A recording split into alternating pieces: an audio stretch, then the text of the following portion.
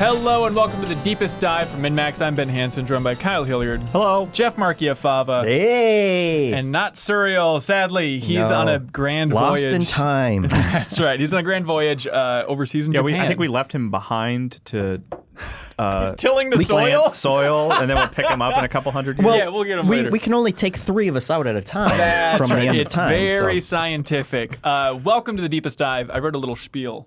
Ready for this? Welcome to the Deepest Dive, the best, most thorough discussion of Chrono Trigger on the internet, fueled by Patreon supporters at any tier.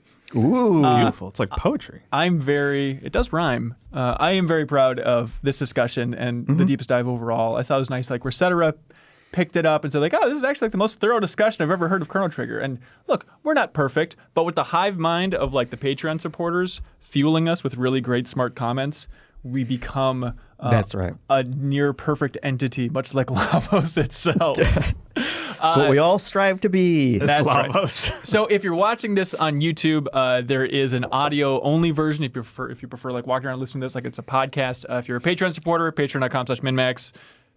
2 ends. Two Right. ends. And you support us at the $5 tier, then you unlock the exclusive audio feed, which has a ton of bonus stuff in there. But otherwise, we're happy to give this to you for free on YouTube. Thanks for following along, everybody. This is obviously part 3, the final part.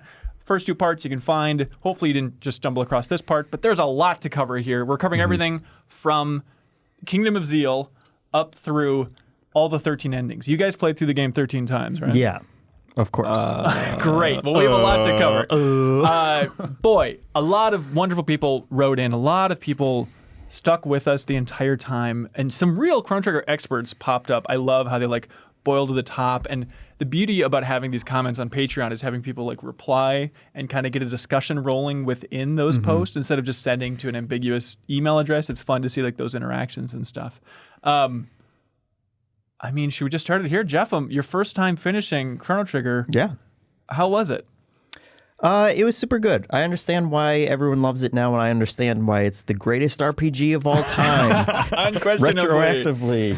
I know on the MinnMax Show podcast, we talked about like our favorite Super Nintendo games of all time. Do you think if you would have played this back in the heyday, it'd be up there for you? Yeah, I'm sure. Okay. Yeah. And like I enjoyed everything about it today without any nostalgia, but there were also the things like listening to the music.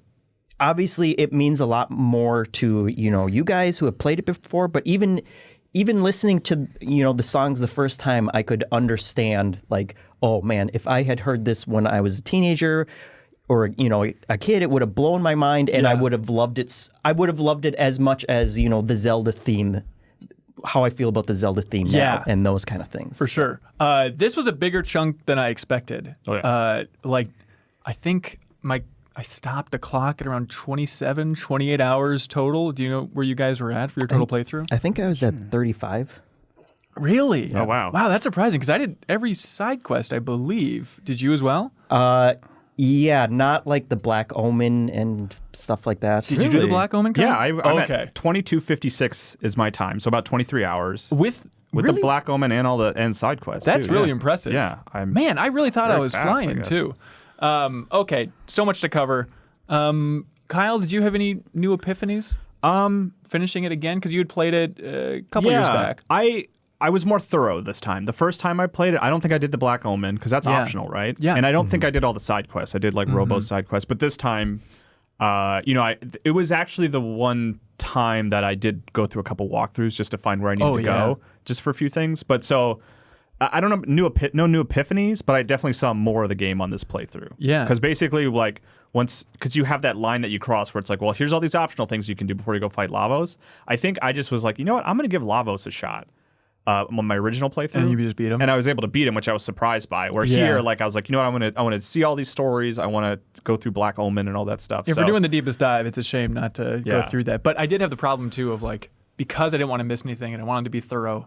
It's like, well, it'd be really fun to discover a lot of this content on your own, and like they guide you in a very helpful way for a lot of the side quests. But still, I was more glued to a walkthrough for this section, not 100% through it, you know. But like I would pull it up maybe 5 or 6 times throughout it, and it's like it's nice to be thorough, but it is kind of that push and pull in your heart of like, man, I wish I discovered all this stuff on my own. But it's like some stuff just wouldn't have been fun to like discover on your own. Like I knew I needed the spiced jerky to like make the mayor a better person. Yeah. And I was like, it's a very good game. You know, like, it was like, but then the thing I looked up was like, well, where do I get the jerky from? And then that was like all I needed to look up, just that one thing, you know, and then, but the rest of the story still played out. I didn't read down the full walkthrough. It was always like one or two little things that I was looking up, you know. I was struck by like, you know, it has been 20 years since I finished this game.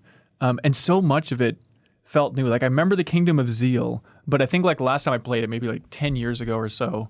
I got to like the Massa Immune fight, I think. And so a lot of the stuff in the back half, I completely forgot about. There were like revelations was like, oh my God, how did I forget that? So it was nice to basically visit all this stuff for the first time. And then like doing the Black Omen and getting that ending, it's like, I don't think I got this ending last time at all. So it's so amazing that a game this old can still feel so new and genuinely have so much new content to explore. It's really wild. So maybe we can start with Zeal, but it was a revelation for me at the time that was in the past.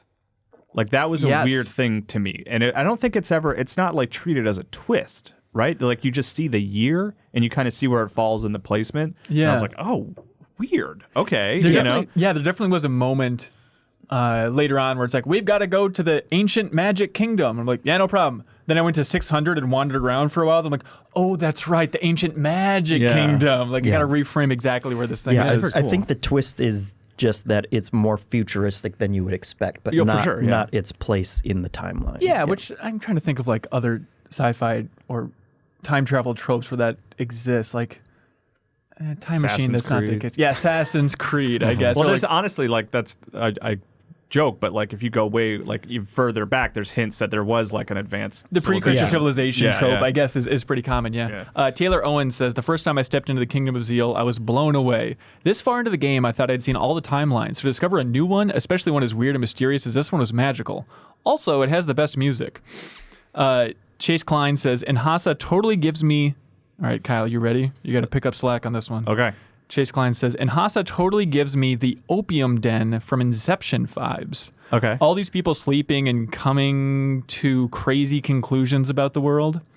I haven't seen Inception since it came out. Yeah. The opium den. There's a sequence in that film where they bring on the chemist to join their team, and basically, you know, people are addicted to manipulating their own dreams in the world of Inception. So he like has this place where there's all these people sleeping because it's they just like dreaming. But that is a weird thing about Enhasa and the Kingdom of Zeal overall, is just like everybody sleeping in a bed. Like some guys like ZZZZ, truths exist in dreams, the world exists in me, ZZZ. It's just like everyone. Why is my dead wife here? Everyone is so surreal. Like there's a character that looks like Massa or Mune here, and it says like, "Hey, there's many different worlds as there are observers." Okay, bye. And it's like, wait, hang on. What did this game get into? It is blowing my mind. And I love just they said like having something later in the game that just you think you understand where this game is going and the overall tone, and then this world is just.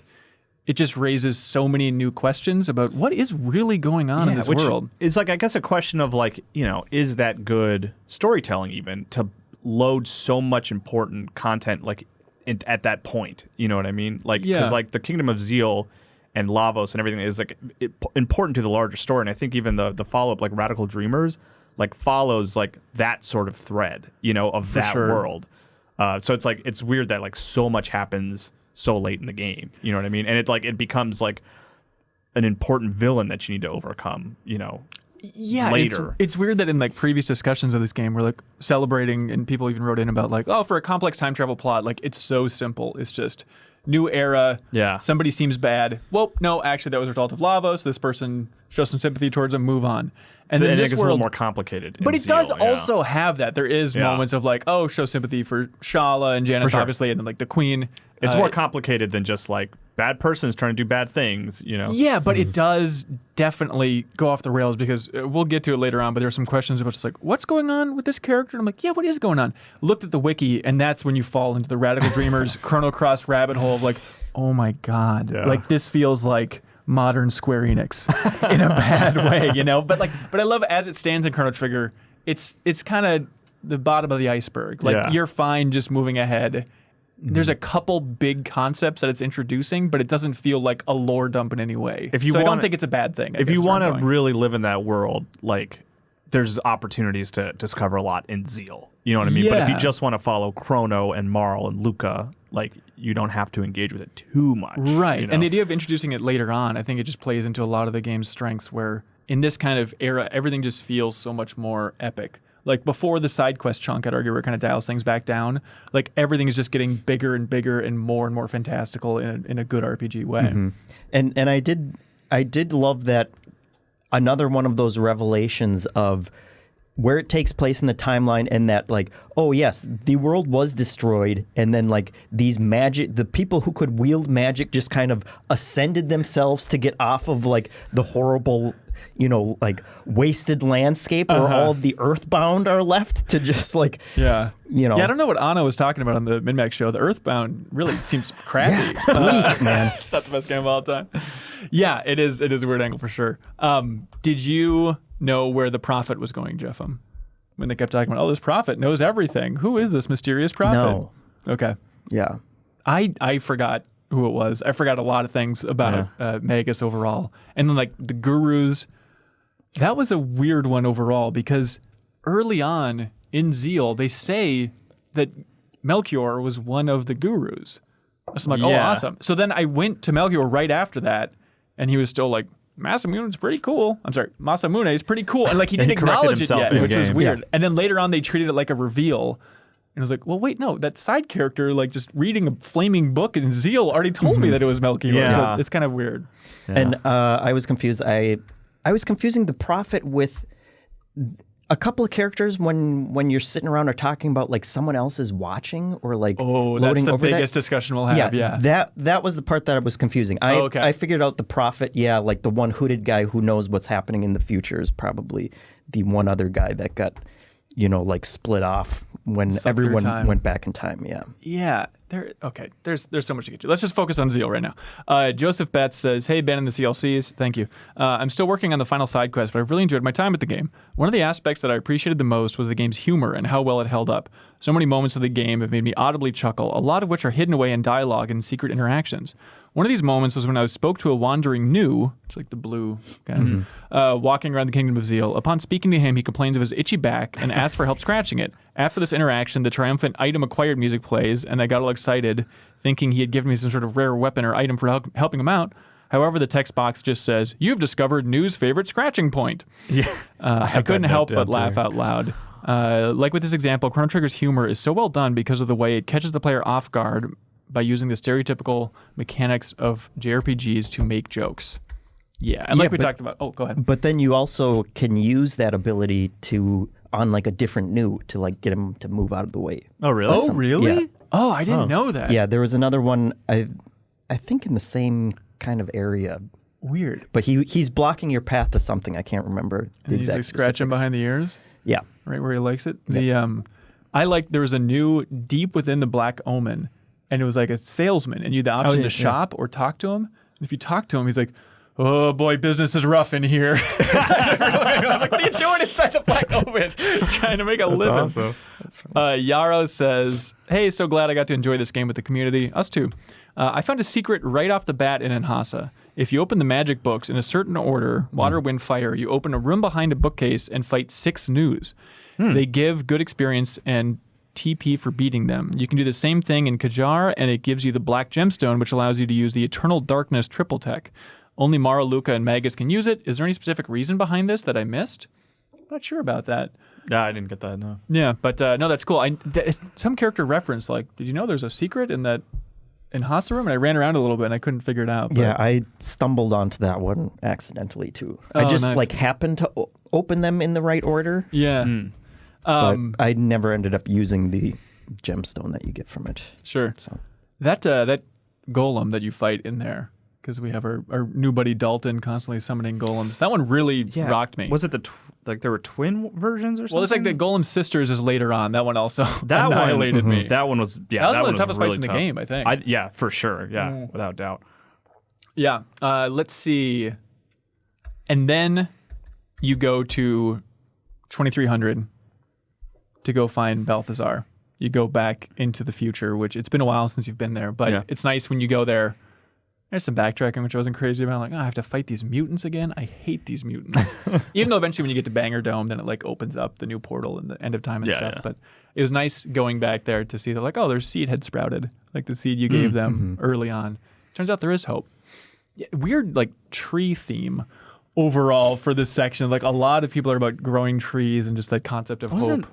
I mean, what we were talking about on our Super Nintendo episode of the podcast, Secret of Mana was codenamed Chrono Trigger for a while, right? Right. And like, isn't that game all about a tree, the tree of mana? So they just carry forward like the concept all about of trees somewhere. I guess. Yeah. That could be. Grizzled Gaming said, "How great was it that?" Okay, now it was great. Oh, Epoch, right? Yeah. Yeah. Okay. How great was it? What is Epoch? The ship. The ship. Okay.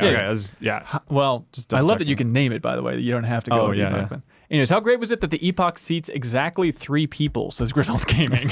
It's bad. Let's get some more people in there. Well, you'll disrupt the flow of time. You can't. It's very messing convenient with it as it is.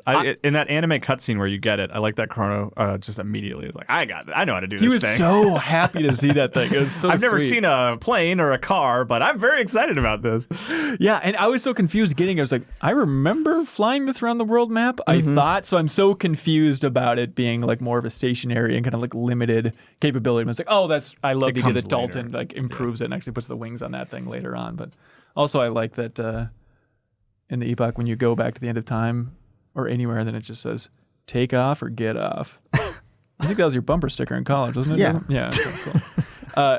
I did not know that there was a world map button until having the Epoch. Then I was like, wait, what is this? There's a whole other button on the controller that brings up the world map? Did you know the first time you played it, you think? Or I'm sure I knew. Probably? Yeah, okay. I mean, it's been so long. Pretty useful, actually, like if you're trying to find things, obviously. Oh, yeah, especially when you're like trying to figure out, like, where did I leave that ship? Because especially like right when you get the ship, it's like, I wish that every time you went to the end of time, it was just like at the end of that staircase. It's not? No. Oh, I guess I just always brought it back. I thought you could just always get on it. No, I think it stays, at least in that early phase of Epoch. I think it stays exactly where it is, which is weird. But that was when, I went to Melchior then. But it's fun that Balthazar, I'm probably going to butcher these gurus' names, I'm sorry. Yeah, there's a lot of characters that get thrown at you right there at the end, yeah. But it's weird that like I think we talked about it, but like I went to him early on and he said like, I designed the Blackbird and I'm working on some other stuff. He had some other line there. And it's like, oh, okay, great. So I was expecting to go back to him. And then when you go back to him in the future, that's when he's like, well, I've put my brain inside this new, and I've also used, like, I died basically finishing the Epoch. Like, it's crazy that just in this span of time, which time is flexible in Chrono Trigger, obviously, but it's a weird idea that, like, oh, we just missed him. Like, he really just finished this thing and just died. But somehow we just missed somebody. Yeah. So then you eventually go to the Underwater Palace, which... people mentioned like the cool prog rock music in the Underwater Palace. It is very strange. Yeah. And that was one of those things of like, oh, I remember this is important from Chrono Cross, but a lot of those details I'm really hazy about. But you confront the queen, all that fun stuff. I think I found a time hat down there. Of course. So we got to have a time hat. Cool. That's one that just like stops slow and stop. Yeah, right? something like that. It wasn't super useful, but I was like, oh, I just thought it was a weird name for like an item. It's like you get all this crazy armor and like, dinosaur bone helmet. It's like time hat. It's almost as weird as a time egg. Whatever. Or a Chrono Trigger. Nonsense. But I love that in there, Shala's like begging you not to hate her mother. It's weird like how they bring up like, oh, Lavos is kind of a little Ring-esque, from Lord of the Rings. It'll corrupt everybody that it touches in some way. And so like, oh, they used to have the sun power. Now they're going for the core power from Lavos and building up the Mammon machine to try and extract it, yada, yada, yada. Also, I like that Frog, because he's the classiest being on Earth. When he's talking to the queen, he just says, your flirtations with Lavos are at an end, your majesty. Like, he's still like appreciating and acknowledging her title. Come on. And then there's that crazy shot of like the tidal wave hitting the earthbound town. Yeah. Everything going to hell. Which is genuinely like intimidating even today. I feel like it really looks sweet. Yeah. Okay, this is where things get wild. M. Tolan85, who's a bit of a Chrono Trigger expert here, Thank you for your comments, M. Tolan, and everybody else. But M. Tolan says, hey, one of the things that I love about the game is how well everything is revealed. In the first 10 minutes of the game, you can meet Melchior, who's interested in Marl's necklace. At first, it seems just random, but he's at the fair. Just like if you go through the sewers, you find a man that seems to be talking nonsense about a Blackbird and Ocean Palace. That's what it was. Even the Masamune seems to be the weapon that can defeat Magus just because. I think Magus or Magus? Where are you guys Magus, at? I think. Magus. Yeah. It's only after the reveal that these loose threads tie up that many things start making sense. It is a true credit to how well thought out the game is. There are subtle seeds of later reveals and where the story is going in the first couple minutes of the game. Also, to add another subtlety, this is the part that blew my mind.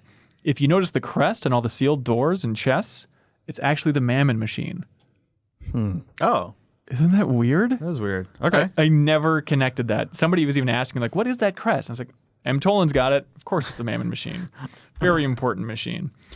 Chase Klein says, I like the through line that the Dream Stone was needed to repair the Masamune, which was also the same stone needed to create the Mammon machine, which is also what turned the ruby knife into the Masamune. It felt really thought out. I was a little confused about that saga. Like, okay, the ruby knife turns into the Masamune once it stabs Lavos because Masa and Mune are going inside of it. That's one of those things of like, oh, it's cool that like they're coming back and even characters like Masa and Mune come up several times throughout this chunk. But the exact logic of how that works. Oh, wait, I thought because he proved he was worthy of it? Isn't that what it was or something? Yeah, but it's still just infused, but having like this connection between Lavos and the Masamune. Yeah. I was very confused. Well, I also found a sword that was better than the Masamune, right? But then you can't sell the Masamune. It just like sits in your inventory. It's like, right. Because you do need it for story reasons. Right. And actually, somebody had a very similar reaction to me when they said, Bob Buell says, so at the Ocean Palace, you come across the Rune Blade for Frog to wield, and its strength is better than the Masamune. Yes, yeah. So it makes sense to make it Frog's weapon, right? Well, I felt this odd sense of guilt removing the Masamune for it because of the story they incorporated with the legendary sword. It felt out of Frog's character, part of his history with Cyrus, so I hesitated to swap it out. I don't think I've ever felt that way about someone's equipment in an RPG, not wanting to swap it to a superior weapon purely for sentimental reasons. Yeah, you're actually fighting against min-maxing something in the game. And I didn't switch it out just because... Oh, that's awesome. Really? Because it's the Masamune and you have the hero's badge, which makes the criticals more powerful or whatever. Right. But you do end up upgrading the Masamune anyway, and so I think it then is still the best sword for him. Yes, Bob says, luckily enough... no guilt in equipping that sector really? as soon as possible. You're give a me more robot. HP. Give me more attack damage, man. Bob says, luckily, though, I think the game realizes this and has an entire side quest to resolve it. Towards the end of the game, Frog visits Cyrus's grave, and his spirit essentially powers up the Masamune to its full power, making it Frog's ultimate weapon. I'm so glad I went to... confusion. That's where you're like...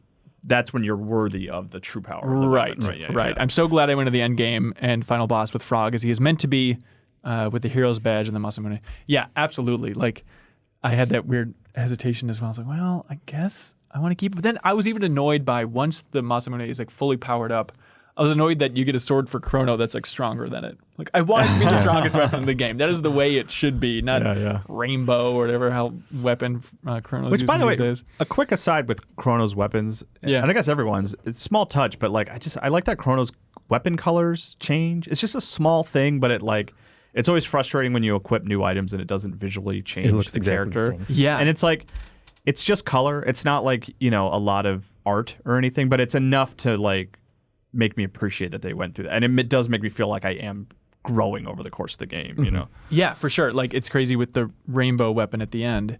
Hang on, I'm desperately trying to find this comment. But I love that it has like cool neon colors with every slash, stuff like that. Chase Klein, he says, a nice visual touch is that the weapon sprites change along with the weapons. For example, in the beginning, Chrono's wooden sword has a sort of brownish hue to it. Later, you get a red sword, and the Zamato is purplish. Also, the effect changes too. Like Luka's Mega Blaster shoots rockets from time to time, but the Wonder Shot has a large energy ball when it crits. I really like that attention to detail. Yeah. Yeah, it nice. definitely makes each weapon really pay off in an interesting way. Let's see.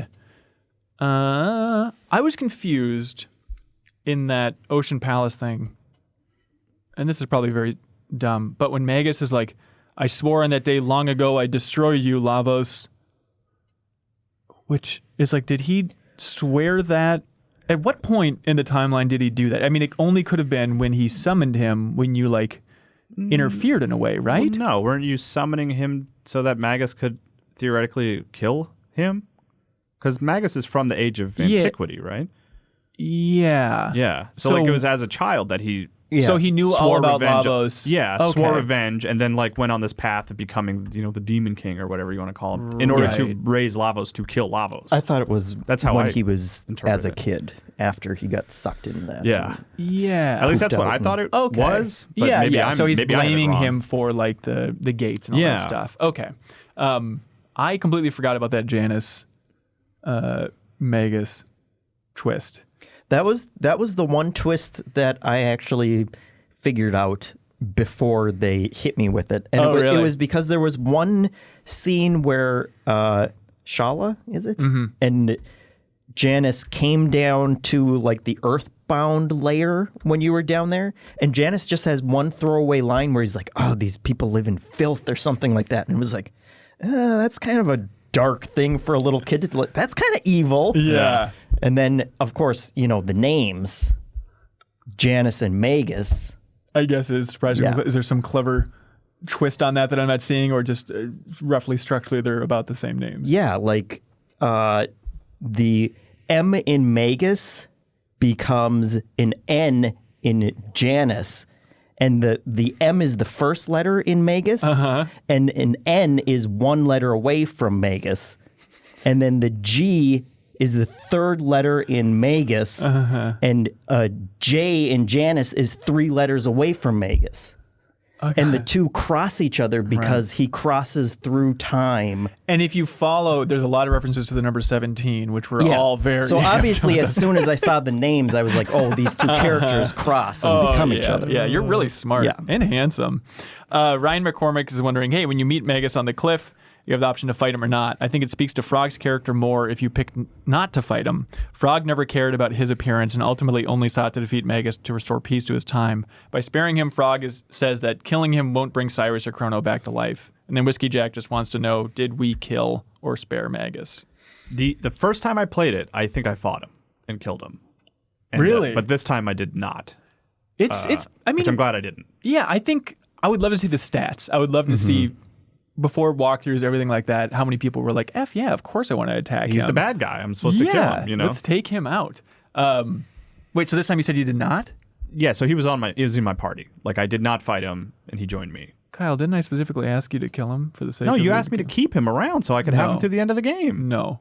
Double check that Are you message. serious? Yeah. I want to check this. I thought you specifically wanted me to keep him. No, I wanted you to kill him because I wanted to keep him because I didn't use him last time. Jeff him? I spared him, yeah. Okay, because you knew that was a relevant thing? I screwed this all up. No.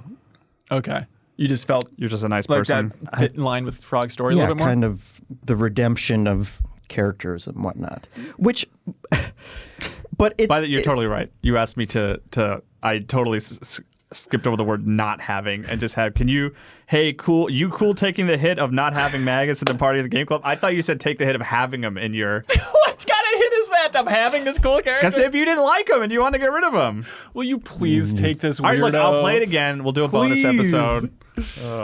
Anyways. But I do like you have that redemption moment, and they kind of try and sell Magus as like, well, he was only doing it so that he could save the world and defeat Lavos. But when you play through that early section, like, he's just a huge dick. We saw you light that guy on fire, dude. Yeah. Like, try and get around and that. And then, like, laugh at Frog being turned into a frog. Well, it's because he's had a tortured life. Like, he's been hanging out with the freak shows over there. I do all that math with rearranging his name, which was so complicated. It's impossible. It took him years. And you would think also that he would remember Frog, from when he was a kid. And, like, this frog came up to save everything. And then it's like, well, I'm still going to turn you into a frog, and then I'm going to laugh as we kick your ass off the cliff. And I think, one of the biggest disappointments with the game is that there's not more acknowledgement. They didn't, like, seed that? Yeah, well, Sean Mills says, hey, I found it strange that the group never voices any objection to Magus joining them, and no one in the world reacts to Magus suddenly traveling with you other than Ozzy for the side quest. Anyway, I really enjoyed you playing this game and beating it for the first time. Thanks for making this the deepest dive. Yeah, no problem. But yeah, I just wanted more acknowledgement, like when I did the side quest for Frog later on and like confronted Cyrus and stuff, the ghost. I was like, oh, I'm going to have Magus in my party because obviously this is going to be a big thing. Just nothing. Yeah. It's I thought that was bummer. before I broke down and like went to a walkthrough every episode. You got to drop that mic. I thought, I was like, oh, the trick here is I have to take Magus and Frog in my party and fight him. But it was, of course, you had to hire carpenters. What was I thinking? But using the tools through time. Yeah, but I'm glad that you said that because I didn't realize going into the fight that was going to be the fight at that time, and I didn't have Magus in my party, so I was like, oh man, I wanted to see what would have happened if I had him in there. I didn't have him for the Ozzy thing. Did you guys? Yeah. For that one? Yeah. What did he talk about? He basically calls him like a turncoat and like, why are you hooking up with these guys that we tried to fight? Yeah. Why was he hooking up with he was also really scared of him too. It was like, oh crap, Magus is here. That's nice. Well, I mean, Ozzy for me, he was also scared of the team no matter what. He kind of had that reaction like, oh, you guys again. You know? Yeah. He's a coward. Chris Bartlett says, for some reason, I remember Magus being way cooler than he is. He really just remains an uncooperative jerk for the entire game, no matter what. Maybe I was mixing him up with the other better villains turned into party members.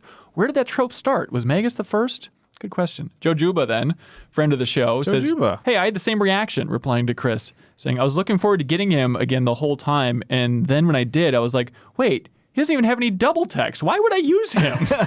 Well, he's got that cool like run animation where he just floats. Yarrow says, I really enjoyed Magus's moving animation of him floating around. It was really cool to watch him move. But to have him in the lead actually makes it feel like you're going faster. I don't think you are, but like it felt like I was moving faster. Yeah, I get it.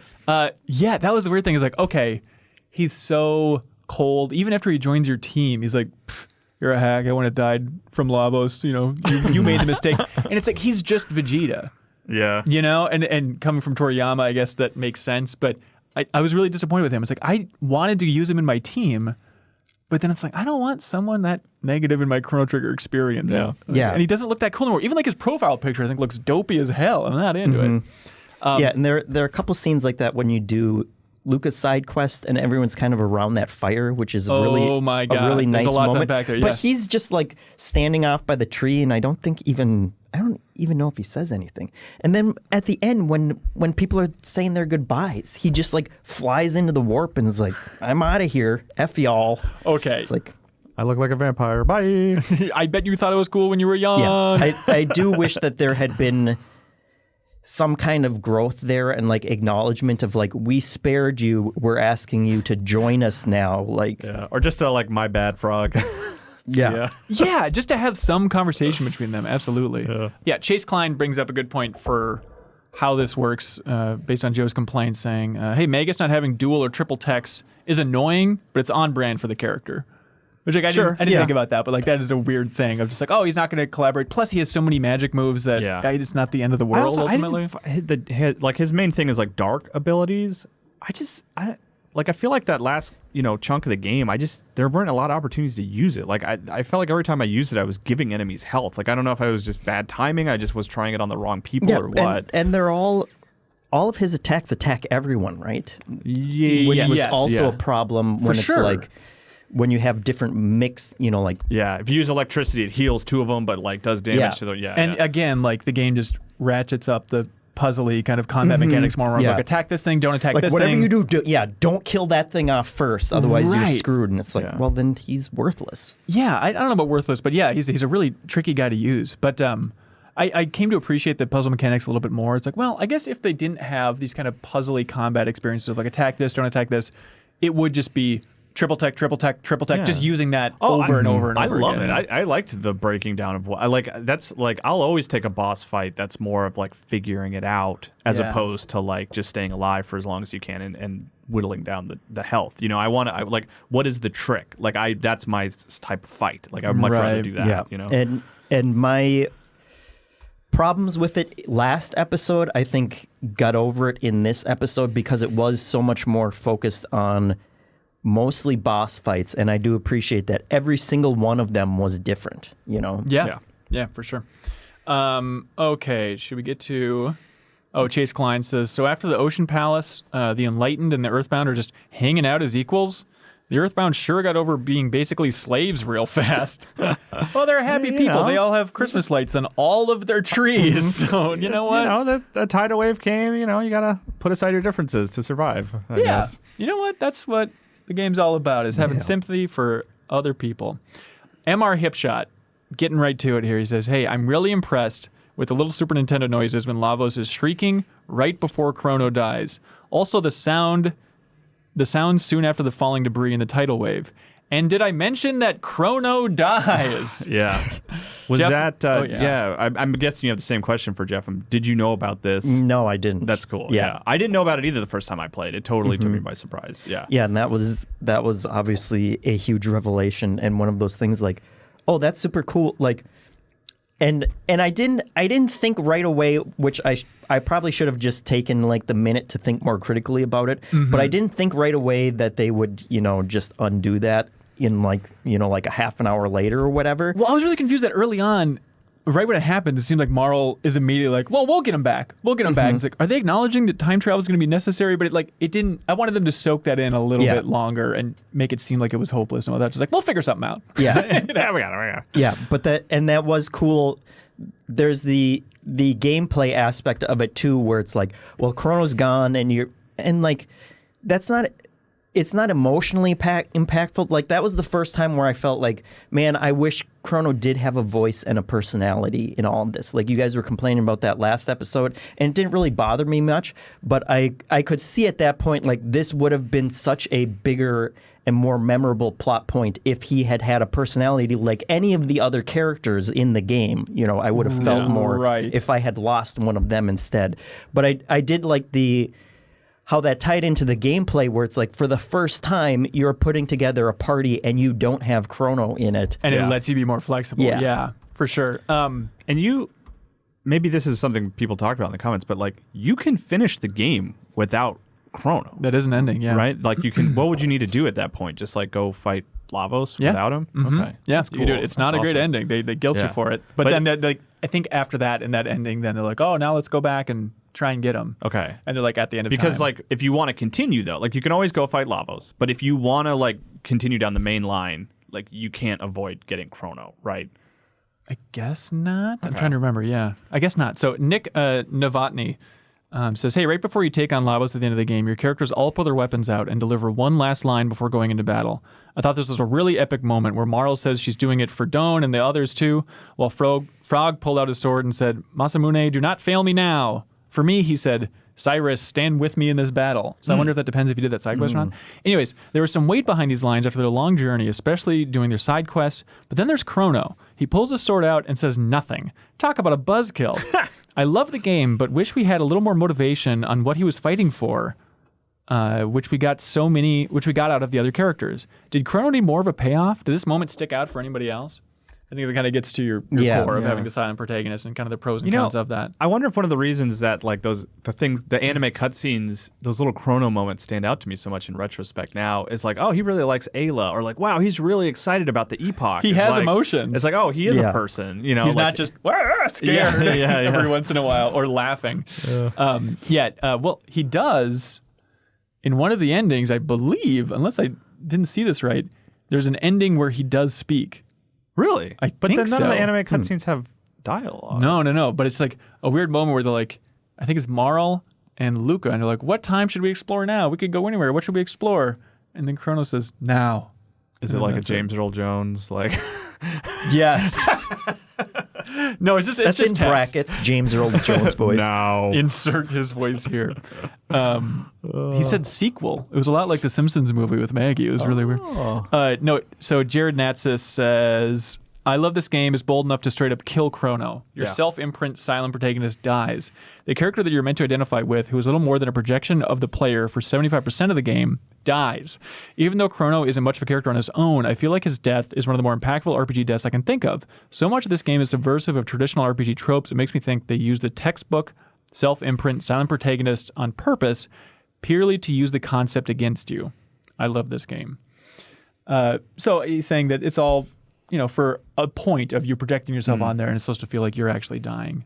And then you get to kind of watch the group try to figure out what to do, Yeah, I think it would have been more impactful if I played this game before Final Fantasy VII, but I guess without spoiling 7, but we're going to be spoiling 7 throughout this a little bit. But like, there's a big chunk in the middle of that game where you don't have Cloud, where he's kind of out of commission. So that it didn't exactly feel like a trope, but it was like, oh, okay, this is just kind of doing the 7 thing because also I assume he's coming back. Yeah. I also, just on the topic of his death, like the animation of his sort of pixels like dissipating was cool and like made it really impactful, like made it be like, oh, he's not, this is just like my HP's gone. It's the Dragon Ball thing of like, oh, we're actually beating Cell because you get to see him disintegrate in ways. Yeah, 100%. Or like, I loved even the idea that you get to see Magus get just annihilated by Lavos, and it's like, all right, your turn to control Chrono, and you actually like physically walk up there yourself. Like, I do think it's a cool projection moment to get back to that point of like, well, I'm going to be the hero. I know this is pointless, but I got to at least try and stab this thing in his little butthole. Bob Buell says, hey, the scene for Chrono disintegrating from Lavos' beam was so awesome. Yeah. The way his shadow burned away before his silhouetted body just withered back from the energy, it felt so powerful. Combined with how the music goes to total silence as it happens, made the whole moment truly memorable. I think this is the one time I preferred the 16-bit animation to the anime-style cartoon that accompanied it. The anime one was good, but the lack of your own party members took some of the personality out of it. Yeah. Plus, he just kind of pops and explodes in that one. Less of a moving moment than the original animation. Also, I didn't like that one where they kind of... I don't like callbacks in movies and stuff where they're beating you over the head. And I didn't like that they then flashed back to Janice being like, soon somebody will die in the cutscene. You're like, I liked connecting that on my own of like having just that subtle little message. Which, hey, come on, Magus. Why are you such a bummer as a kid? Chase Klein says, Gasper, the guru at the end of time, playing the music box song for Chrono was cool, but it kind of gave me a, so anyway, here's Wonderwall kind of vibe. Andrew Wallace says, after you acquire the upgraded Epoch, you can travel to the end of time and talk to Gasper. He'll play a melancholy music box tune in honor of Chrono, the same song that plays during the beginning of the animated attract screen. This is a nice, quiet moment to reflect on the impact of Chrono's loss. If you attempt to fight Specchio after this song starts, the tune persists throughout the fight. I was fully expecting video game logic to step in and let a battle theme stomp all over this reflective moment. It gave me the sense that the party members were still going about the task of saving the world, but still struggling internally with the loss of their friend. That's a great point. And even though, Marl in particular is like, we'll fix it. Like, that is, I think, where they really want you to try and soak that in is just playing the music, which is a really smart touch. That was a big takeaway from this entire section for me. It was a lot. Like, in my mind, it's always like, well, I think Chrono Trigger is a better, more fun game, but Final Fantasy VI is more emotional. And then playing through this last song, it's like, no, it's surprisingly emotional going through a lot of these beats here. Mark Latarte says, hello, Ben and the Ends. Oh, that seems new. Okay. No, that's not bad. I know. Okay. Better. You seem dismissive. Thank you, Mark. He says, hey, a couple specific things I really liked about the latter half of Chrono Trigger involved my favorite villain of the series. The Lavos. Mark loves Lavos. No, Dalton. Huh? Oh, yeah. This guy's amazing. I don't like Dalton, but in a way I'm not supposed to like him. This guy's amazing, not because of his fight mechanics, but because of his personality. It starts with him fooling the foolish heroes by saying, look behind you, and then he smashes them away. Next, Dalton is about to fly the Epoch for the first time, and Chrono's music is playing. Our man Dalton isn't having any of that, and he breaks the fourth wall to stop that music and play something cooler. Yeah, that one made me laugh out loud. I completely forgot about that. That's so cool. Also, I love that he calls the Epoch the Arrow Dalton Imperial. That's good. That entire section was so weird and jokey, where he's always summoning the golems, and then he summons the one on the wing of the Blackbird, and it's like doing that big countdown. Oh, hang on. Yeah. Yarrow says, I love the Golem Overlord fight on the wing of the Blackbird. He counts down from 5, and you expect something big, only for him to go, and then do nothing. And it turns out he's like scared of heights or something. Like, it's just such a weird sequence. That. Also, I was listening to a podcast about Once Upon a Time in Hollywood as I was battling through this section, so it just made me think of saying, you're Rick fucking Dalton. Get it out of my head. That was a very weird connection. That's funny. I want to like Dalton more than I do. Like, I like his design, but I think in a lot of ways he just kind of feels like another Ozzy. Another Ozzy 2.0. Yeah, of like, oh, I'm evil. Okay, I'm going to run over here and do this. I'm going to run over here and do this over and over again. So I wasn't madly in love with him. And I don't care if you guys accuse me of that, but it's not true. Chase Klein says, I'm sure it's already been mentioned, but since Ayla doesn't use weapons, it's a nice touch that she can carry your team in the Stealth Blackbird mission. Yeah, I kept Ayla with me pretty much the whole game. Really? Yeah, just because I'd never really used her, and like she, in my original playthrough, she didn't really stand out to me. So I was like, to mix it up, I'm going to have her with me. I still, her dialogue, the way she talks, kind of bugs me, and it can ruin sort of like what should have been impactful moments. But as like a party member, I liked her a lot, you know. Yeah. I was conflicted with that too, and I kept her around a lot because she's the one character that can steal items from people, you know, from like bosses and stuff. And so I had her in a lot of stuff, but anytime it was conflicted whenever I thought there'd be a story moment where it's like, I don't, you know, like I love those brief little snippets of personality coming through with characters. And you know, with hers, it's just going to be some caveman woman kind of like barking about Lavos bad, me strong, me like, horny. Yeah, I'd rather Chrono's nodding. You know, I'd rather hear what Marl has to say. Yes, or something totally. than that. She does have an attack though, where a big dinosaur tail comes down on the screen and swipes everybody, and then the tail leaves. Well, that seems pretty good. No context for why that. You can be on top of a ship and a dinosaur tail shows up.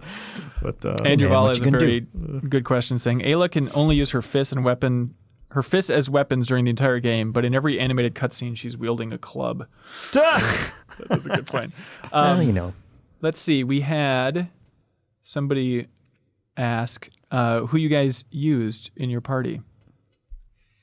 So you had Ayla and Magus, because I misinterpreted your request. Which the exact opposite. Which I read now, and I feel very stupid about. That's fine. Chris Bartlett says, hey, how much did you guys mix up your party in the last chunk of the game? Once characters finished learning their last skills, I started rotating them in and out, and it was surprisingly easy, and it didn't take too long to get all of them. Once I got the skills, I decided to go back to my original team of Chrono, Frog, and Marl. Real quick, what is this Frog thing? This is the second time you said. Because I'm saying Chrono and then Chrono, Frogo. Yeah, Chrono and Frogo. What'd you guys name them? Yeah, and then Travis Manick says, what are your thoughts on a character's usefulness in the party versus your enjoyment of them as a character as a whole? My favorite trio is Frog, Chrono, and Magus, but at the same time, it kind of feels weird forcing Magus and Frog to be brothers in arms. Along the same lines, Marl is the obvious choice for a main healer in combat, but I didn't care for her as a character very much. See, I liked Marl as a character a lot. Like, I kind of wish I mean, even healing is great. Like, her healing abilities are awesome. But a lot of the other characters do get healing stuff over time. But because I had her as my lead, basically, when we were trying to save Chrono, just because she was the one that seemed the most motivated to do it. Right. And, I mean, maybe skipping ahead a little bit, like, when you do save Chrono and get him back, like, she gives him this huge hug and seems, like, really upset and, like, about but if everything. you have Magus in the front of your party, actually Magus gives him that hug. That's my question. He bends over like that and hugs him. Does anyone else like give him a hug like that? No, it's just Marl. They're just building up that love story. Because I'm so glad that I had her in my party, because it did make that moment so much more important to me, of her being like so distraught that he's back and they figured it out, and like I was like, you know what? I got to root for the underdogs. I wanted to shake it up because I think last time I used Marl and Frog, so I'm gonna use Luka. And I want to use Magus. Use Magus for a bit, and I was like, it's too negative. I don't like him. And then gotta hear Magus. Yeah, and then had Luka for a while. I was like, what am I doing? Like, why am I adhering to this? I want to root for the underdog, but I'm going to go for the characters that I like and are also like amazing in combat. And Marl and Frog, like, it feels too classic not to do. I used Marl and Frog as much as I could, and would occasionally switch in Ayla for either one of them, because everyone has health or like healing at that point. I mean, Frog has an ability that can heal everybody, right? Both Marl and Frog eventually have that ability. Am I misremembering? Yes. Okay. Frog can do it by himself, which I think makes it. And I don't know, does Marl ever get one that she can heal everyone just by herself? I think it's a dual tech, but it heals everybody fully, which is nice. That's nice. But then Ayla and Frog also have a dual tech that heals everyone for more as well. And Slurp Bash, what is that called? It's Slurp Kiss. She blows a kiss out, and then he catches it, and hearts shoot out to everyone, and it's a very serious game, folks. M. Tolan says on the Ayla front, says, hey, when you fight Ozzy, Slash, and Flea for the second time, they make a big deal about the items that will make them unbeatable. This is actually a hint for how to get some more powerful super items. If you equip Ayla with the alluring top accessory, and bring Marl to do their twin charm, you can actually get all three items. Flea's, what's that word? Bustier? Yeah. In particular, has a staggering amount of magic defense. That's cool. So it turns out Ayla's useful every once in a while. I guess we didn't talk too much about it, but I was pretty annoyed by that Blackbird sequence, like the weird Metal Gear Solid looking through the vents thing. I was like, what is this? Yeah, where you had to recover your items and stuff like that. Yeah. I kind of blacked it out, actually. I like that you bring it up. I mean, I don't know if there are any bad sections of Chrono Trigger, but definitely in this final third, and we'll get to the side quest in a bit, but it's like some of this gameplay, I was like, not as tight and compelling as definitely the first 2/3. But then there's like, I wrote down, go to the bottom left corner of the wing. Oh yeah, like I ran up to the wing and I was like, okay, nothing's going on out here. So then I ran back inside and kept exploring that area, and it's a little bit maze-like in some ways. And then looked at a walk and was like, oh, no, you have to go to the lower left corner of the wing to trigger that golem fight. It's like, what the? Naturally. What nonsense is that? Come on, 1995. Speaking of nonsense, Jason Esty says, I'm nonsensical. He says, hey, Death Peak's windy slope was brief and yet a vein-popping, rage-inducing moment. This is when you have to run up to a tree when the wind is calm, stay still as the wind blows, then run to the next tree. I'm not sure about the controls on PC, but I was playing on 3DS and running was automatic. You had to press B to stop running and walk. What you had to do was run up to a tree and then switch to walking, which held you in place behind the tree. But for longer than I'd like to admit, I'd run up to the tree, bounce right off, glide past it, and then get blown back down. I'm not a fan of that part. Yeah, I was gonna bring that up when you were talking about that stupid wing stuff. That part also was totally screwing with me. I was playing on DS, and I guess maybe there's an option to walk on there, but I didn't know. And the fact that when you run into something, yes, it just moves you around it. So I had to like run up to it and then just kind of try and tap up like enough to just keep him in that spot. Yeah. And I must have gotten blown off like a dozen times. And then later on in that same area where you have to go across it's the horizontal top of it path, when it's blowing you down. I screwed that up a bunch of times too. Yeah. This was a 0 playing on Steam. I don't even know what. I mean, I remember that section, but it was like one just try. fine. Yeah, no problem. I guess it was the benefit of having a control stick, right? Like, but I fell off that horizontal path like maybe once or twice, and I was like playing with a Bluetooth PS4 controller at that point. I don't know if I would be able to do it with a touchscreen, just because it was complicated. Okay, talk about the evolution of your setup here, because you're a freak and you played it on mobile. Yeah. So I played on mobile mostly, but after a certain point, I had bought this thing a couple years ago that lets you strap a PS4 controller to your iPhone. So it almost makes it like a mobile gaming thing, and you can, with the latest iOS update, you can pair Bluetooth controllers, which that's what a PS4 controller is, and Chrono Trigger is fully compatible with that. That's cool. Like, it was nothing I needed to change or anything like that. I could even go back and forth, because there were times where like I couldn't figure out. There's like an on-screen auto button, which is nice when you're fighting weak enemies. I had to figure out what that was on the controller, but for a while I was just tapping on the screen, so that was nice. And then I could also use a lightning port to HDMI to plug my phone into a TV if I wanted to, like that, which is how somebody wrote in that they were doing with like their Android. But like, why don't you do that? I was so annoyed during like every emotional beat in this section. It was like, the idea of playing this on mobile bums me out. Or even like 3DS, like something about it on the big screen. I think it still looks and feels so great. I disagree. I mean, I get as much emotional like moments out of playing it. It's the platform doesn't matter. I mean, reading a book if you read it on a television, is it any different? I don't know. It's just like that's a terrible analogy. I don't know. Well, I feel like the dumbest thing I've ever heard in my life. I guess so Chrono Trigger is more of a visual thing, but like it is reading mostly. Like that's kind of what I'm going at, is like you're reading this full story. You know what I mean? It's like, I think it's audio. And I think there's something about the size. And I had an AirPod in for audio and stuff like that. Yeah. But I mean, I don't think blowing up the screen makes it more emotionally like why do you think compelling. people want bigger TVs? Because you get more immersed. It's so you very can see logical. better. No, it's for immersion. That's why I just hold the DS like right up in front of my face. Well, in any case, it didn't like detract. It made it I was much more compelled to play more often. I mean, I got through the game quicker than the rest of you guys, I think, because it was just so much more convenient for me to play, and that was like a big benefit for me. You know what? I wonder if your short game clock was auto battling. Because I didn't use auto battling at all. I did. I use it a lot. Yeah. Did you use it, Jeffem? It doesn't have that option on DS. That's right. That's right. Yep. Let's see. So, yeah, in this section going up to Death Peak, I was so confused with like what the hell was happening. Like Balthazar makes like his 3 little minions to like help you on Death Peak, and they're like launching off. I was so confused. And then you go up and turn off his new if you want, which I did. Did you guys kill him? Which I guess I'm supposed. Right? It's like, I think so, but it was so bizarre when he just says, "Time no longer appears to flow for this construct." Like when you talk to the new after, it's like, Jesus Christ. That was also the that part traveling up the Windy Mountain where you have to move the shell, which is like Yes. that, which was like it looked really rough. I was don't wondering if it looked better on the Super Nintendo or even the DS versions, because even on Steam, it's just like this glitchy mess of sliding the shell. It kind of shakes as Yeah. you're pushing it down. It's a very disaster. weird. Yeah. It's like anytime they have those one-off mechanics, it's going to be weird, right? Yeah. Sean Mills says, I was freaked out to encounter several baby lavoses on Death Peaks. Yeah, that's what those kind of in the were, future. right? Like little baby it is. lavos. Does that imply that Lavos somehow impregnated itself? Are these smaller Lavos eventually going to grow into full-size Lavos and land on other planets? Who would win in a baby Yoda versus baby Lavos fight?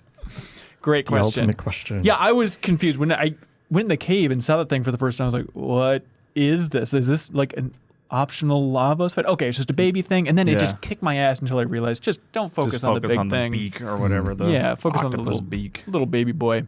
Also, going up that mountain, it also kind of deflated any potential tension when you get a new sword for Chrono. On your way up, it's like, okay, come on, you guys. We don't have it back in our party yet. You can't give us a new sword. Also, in that area, I like that. So this is the 12,000 BC. You have the option of telling a woman to plant a tree. So, like, plant the seed. She's like, what should I do with it? It's like, oh, plant it. And getting back to that tree theme, that's nice. Like, oh, maybe if you want to go with Chrono Trigger logic, maybe that was eventually the tree that led to the seed for 2300 AD. Yeah, you can't revisit. I'm sorry, that. Jeff. Do you want to cry a little bit thinking about the hope? That tree was so important to me. Yeah. Bob Buell says, "Hey, so outside of this exact circumstance in which a gang of pals travel through time to save their friend from imminent death, what's a doppeldoll used for? It's a sex thing, isn't it?" Yeah, what a weird. First of all, because you get the Chrono Trigger before this, right? Like that's part of it. You have to get the doppeldoll and the Chrono Trigger and everything, right? Yeah, well, Travis Manick says, can we talk about the titular Chrono Trigger and what exactly that thing is? The time egg is used to revive a fallen Chrono, but this is completely optional. Well, it's a great story moment. It's also kind of strange that it's entirely optional. I had forgotten that the Chrono Trigger was like an item in the game, and it also feels kind of underwhelming for that to be, wow, this is it. This is the name. This is the namesake. This is the Chrono Trigger, and it's like nothing you ever look at or really interact with in a real way. It just sits in your inventory for like an hour altogether. I think it goes to show that kind of loosey-goosiness of even the title of Chrono Trigger. Let's just the name, I guess. Yeah, I mean it's a cool name. Maybe it sounds really cool in Japan in particular. There's a Rocket Slime for DS. Do you guys remember that game? Yeah. There's a level called Chrono Trigger that has like the Chrono Trigger. It like has Chrono Trigger, but it's like written in the Chrono Trigger style logo. Really? Yeah, it's weird. That seems fun. So it was so weird, that idea that like, oh, you need to go find the doll and you need to go back to Norstein Beckler is his name. Like he loves a fair. And I was like, oh my God, it's the freaky ghost thing. Like just the Norstein Beckler, of course. It's a terrible name. It's a good screen name. It is very Norstein Beckler. I bet it's taken. Yeah. But I do like the idea of how compact Chrono Trigger is, that everything's relevant, everything's coming back. Even the freaky ghosts that were like, what is this guy? Yeah, it turns out he has the only means of saving Chrono's life. Yeah. But I was also confused when you have to do that mini game where it's like, okay, mirror what he's doing. Raise your right hand. Raise your left hand. It's like, wait, is it like mirrored or is right his left? Like, okay, the game's being dumb. Okay, I'll just raise my left hand for his right hand. All that fun stuff. Yeah, that was complicated on a touchscreen. Oh, because it put the colored buttons like on screen. So I had to be like, okay, the red square is the right hand, and like I think I got it down to a reasonable price. I think not super reasonable. I think it ultimately cost me $30,000 to get the doll. But like I didn't understand the game the first time, and like whatever the price was, it was like I didn't have it. Like I wasn't even close. Same here, yeah. So. And did the game give you any idea of like that's where you were supposed to get that doll if you hadn't? Because I got it when I was at the fair the first time, so I just always had you it. got the Chrono doll? Yeah. And it was just What? always in my room. You had it the entire whole time? Yes, because you were lugging around a sex doll with you the no, it whole was game? in my bedroom the whole time. Oh, okay. But it was because I got Wake up, I got Chrono. stuck at the fair when we first started because I didn't know how to get in. So I was like, okay, I guess I have to play these games to get I didn't through know it. you could get it at the start of the game. Yeah, and Yeah, so and he just delivers it to your house, right? That's Which is very upsetting, where he's like, oh, where should I put this? I guess I'll bring it to your house. And so I went into the house, and it's like, Chrono's mom is just like standing next to a life-size statue of her dead son. Like, what a nightmare! Why drop it off here? Put it in a field outside the house, for Christ's sake. But to your question, Jeff, it does. If you don't have it, it it pushes you in that It tells direction. you like, yeah. hey, go you back should to the fair. Go check a fair to see if you can find a doppelganger. He says there. I think he says our dearly beloved Norstein Beckler that he loves a fair and he can help us in this situation. So then it's like, okay, who was that again at the fair? Oh, of course, it's the freak show. It's weird too that I guess maybe it wasn't as traumatic having that doll in Chrono's house because like his mom didn't know that she was dead. Like as Marl, I would talk to the mom and she's like, "How's Chrono doing?" And it's like, "Good." Wow. Yeah. He's like completely glossed over. He's lost in time. We'll track him down. He evaporated. It is so stupid that like the essence of time is just duped by like hot swap, put a doll in there. All right, entity, try and deal with this one. It's also just the concept of it of like it's overly complicated. Like you'd think there would be some like you could have all these tasks and stuff of like you have to go back in time and find Chrono or something, but like to for the solution to be like there is a clone that exists of him that is just a lifeless doll that you can inject life into. It's just like so weird. Well, here's some insight coming from our dear friend Imran Khan. Oh, Imran, hello. He says, hang on, wait for him to say hello. Oh, okay. Imran, when you're listening to this, we're going to give you a little window and we actually want you to say hello to all of us out loud, and then tweet us and confirm that you did this. Yes, please. Okay, and a smoochy kiss too. Right. Okay, so here we go. Even if you're alone, preferably if you're alone, we want you to do this. Yeah. Okay, ready? So we have a submission here from Imran Khan. Hello, Imran. Hey, Imran, how's it going? Good. Good to hear from you, man. Sweet kiss, bro. So he says, reviving Chrono was only added after the game scenario had been written.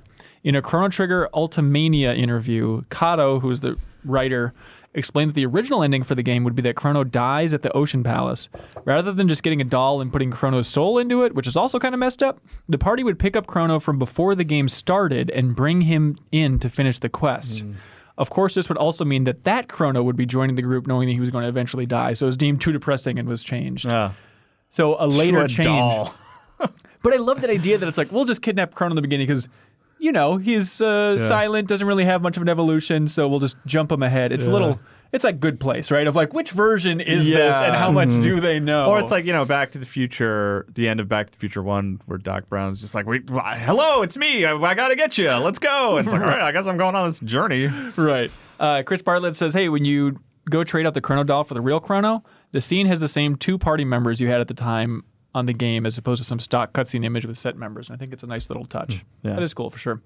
I loved that bit with Marl. I always liked... I liked it a lot too. Yeah, I like Marl more and more throughout the game here. But then like her just having that big hug and she explains like everything that happened since he was gone. I really loved that moment. Yeah. Just like in general. Yeah, it was one of the most heartfelt moments in the game. For sure. For me. And visually, I think it just looked awesome, like up on the tree and stuff. I mean, I couldn't really see it because it was like so small, so it didn't really affect me impact, at all. I think it's pretty good on an iPod Nano. I don't know what you guys are talking about. A Nano. I think it's cool too that like now at this point it's like game on. It's all opened up. Right? Yeah. Like do what you want. Yeah. That was a nice twist. It's a little overwhelming to get to that point where it's like, okay, time to take on the boss. Actually, go do all this other stuff. Like it's all laid out there. And at first I didn't know if I would have preferred to have like side quests sprinkled out so that you could do them at different times, which I think some of them you can tackle earlier than that. You can like get square... the jerky and stuff. You can start some of them. But then I also like the kind of message of it of like, well, in order to defeat this terrible boss that's going to destroy the world, like you have to go back to all these different times and interact with all your friends and kind of have them, help them so that they can help you and give you the power to kind of do it all together. People brought up, I mean, it is loyalty missions basically from Mass Effect before that, which I think is, a pretty common RPG thing, but this feels so clearly that, like, check off the list, go through everybody. Like Ayla's a little bit light, but yeah. Yeah, I mean, what's his name? The time guy? Mr. Time Man? Gasper. Yeah, like Mr. What's that song? Wailing Wall? I don't know. Wonderwall. Oh, I was trying to call back to the guy's great joke. Anyways. But him just, like, spelling it out for you and even you kind of showing you generally what time periods to go to and stuff like that. Like it was nice to finish one, go back to him and see that like, oh, that's been removed from this conversation now. And but I was really annoyed at the same time by it because I would try to talk to people to get them in my party And instead, they would just talk about their side quest. And it's like, okay, so to get Luka in my party, I need to go over to Magus because I've already finished his side quest. So then I have you the just option. go into the start menu and go to party, and then you can just rearrange it any way you want in the end of time. Excuse me? Yeah, you don't have to talk to anybody. Are you serious? Yeah. I talk to him every time. No, you don't talk to him at all. That's so dumb. And you can just do it from anywhere, right? Can you do it from anywhere? I thought you had to be at the end of time. You guys were going back to the end of time every time you wanted to switch characters? Yes. Yeah. No, it's at least on the like a world DS map version. thing? At least on the DS version, you can just press the button, and if like anytime, I want to say even when you're in dungeons, you can just switch out characters at any point. At least for the DS version, that's what you can do. Sacrilege. Yes, because you can't. Oh my God! You I can't can confirm save it on my iPhone that you can. You're on the world map, though, so it's like a world map save point. No, I'm like walking up to Lavos. God, what? Yeah. You can. I busted my ass. No wonder I had so many hours playing this game and going back to swap every time. But I still had way less than Jeff. This is all very confusing. You can only. Wow. You can't save during those parts, but you can switch out characters anytime. So when I was being extremely min-maxy and I needed to heal characters, I would pull in one of the party members that I wasn't using, heal them, and then kick them back out. Just on the fly. That's how it was. I wonder if that's how it was on Super Nintendo, I guess. That must not have been a recent update. That's so silly.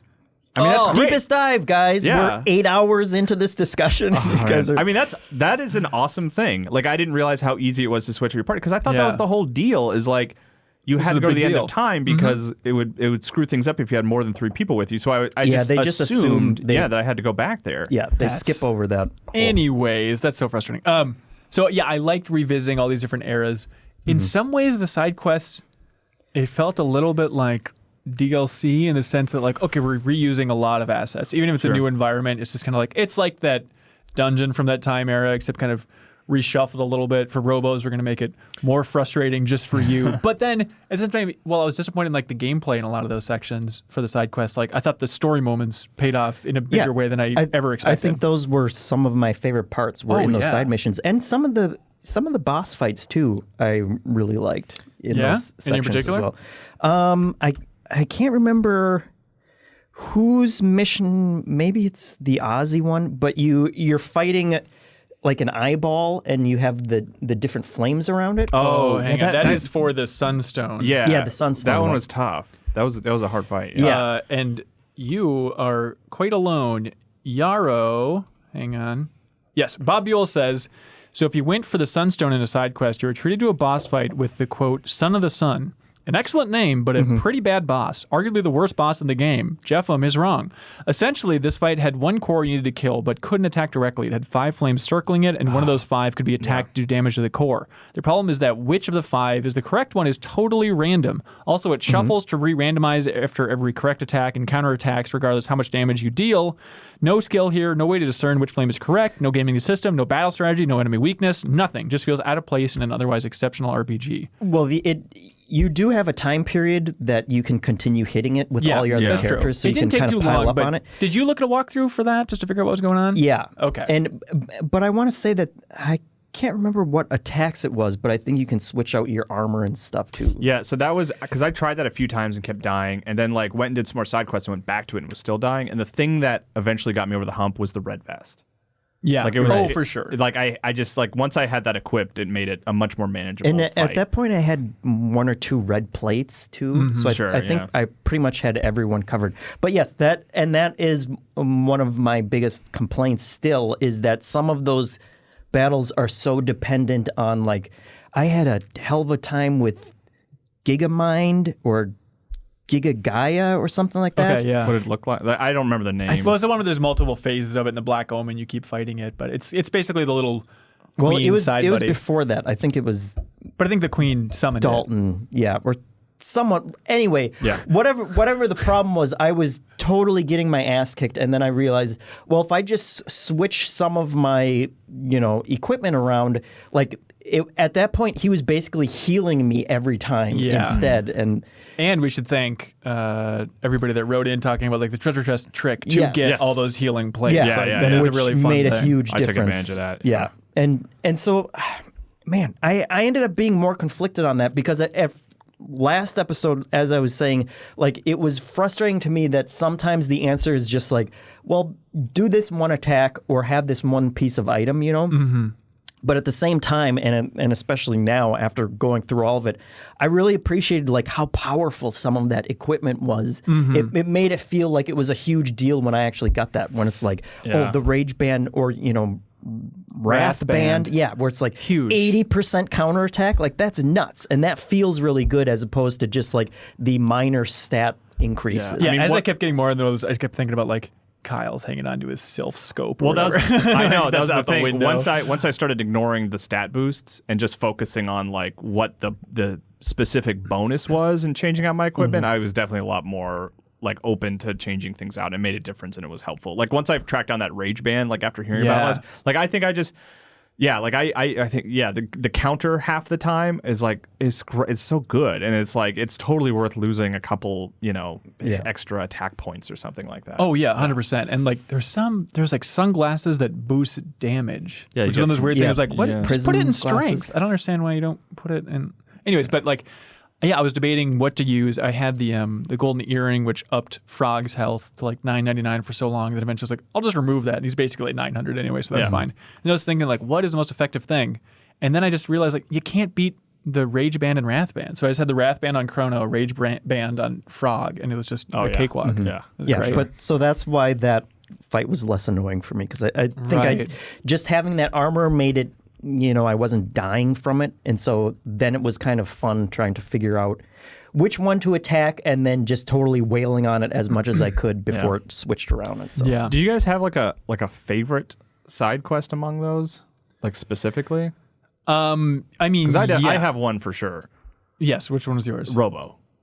Oh, really? Robo number one? Like, because that was hang on. Which Robo are you defining it as? I guess that's a good point. The one where you basically leave him behind to 100% to like clean up the world, and then there's like a shrine erected for him in the future, and like because that like you're talking about reusing assets and stuff like that. Like that was one where I felt like there weren't a lot of reused assets because like you could go check on Robo through the ages and see him doing different things with different animations, and then there were like that the world actually changed over the course of time, and like it's amazing. Like that's maybe one of my favorite bits in the whole game, just that little story moment. Yeah, and that fun, you know, like puzzle of taking advantage of the fact that he's basically immortal. And did you guys think of it immediately when she's like, "Oh, we need someone to till this for 400 years"? Like, I know, we can do that. Yeah, and just the idea of like, well, yeah, we're just going to leave you here for 400 years and you're going to do that for us, which for us is just a blink of an eye because we're just going to hop into this go future. Pick them up. Like I loved it.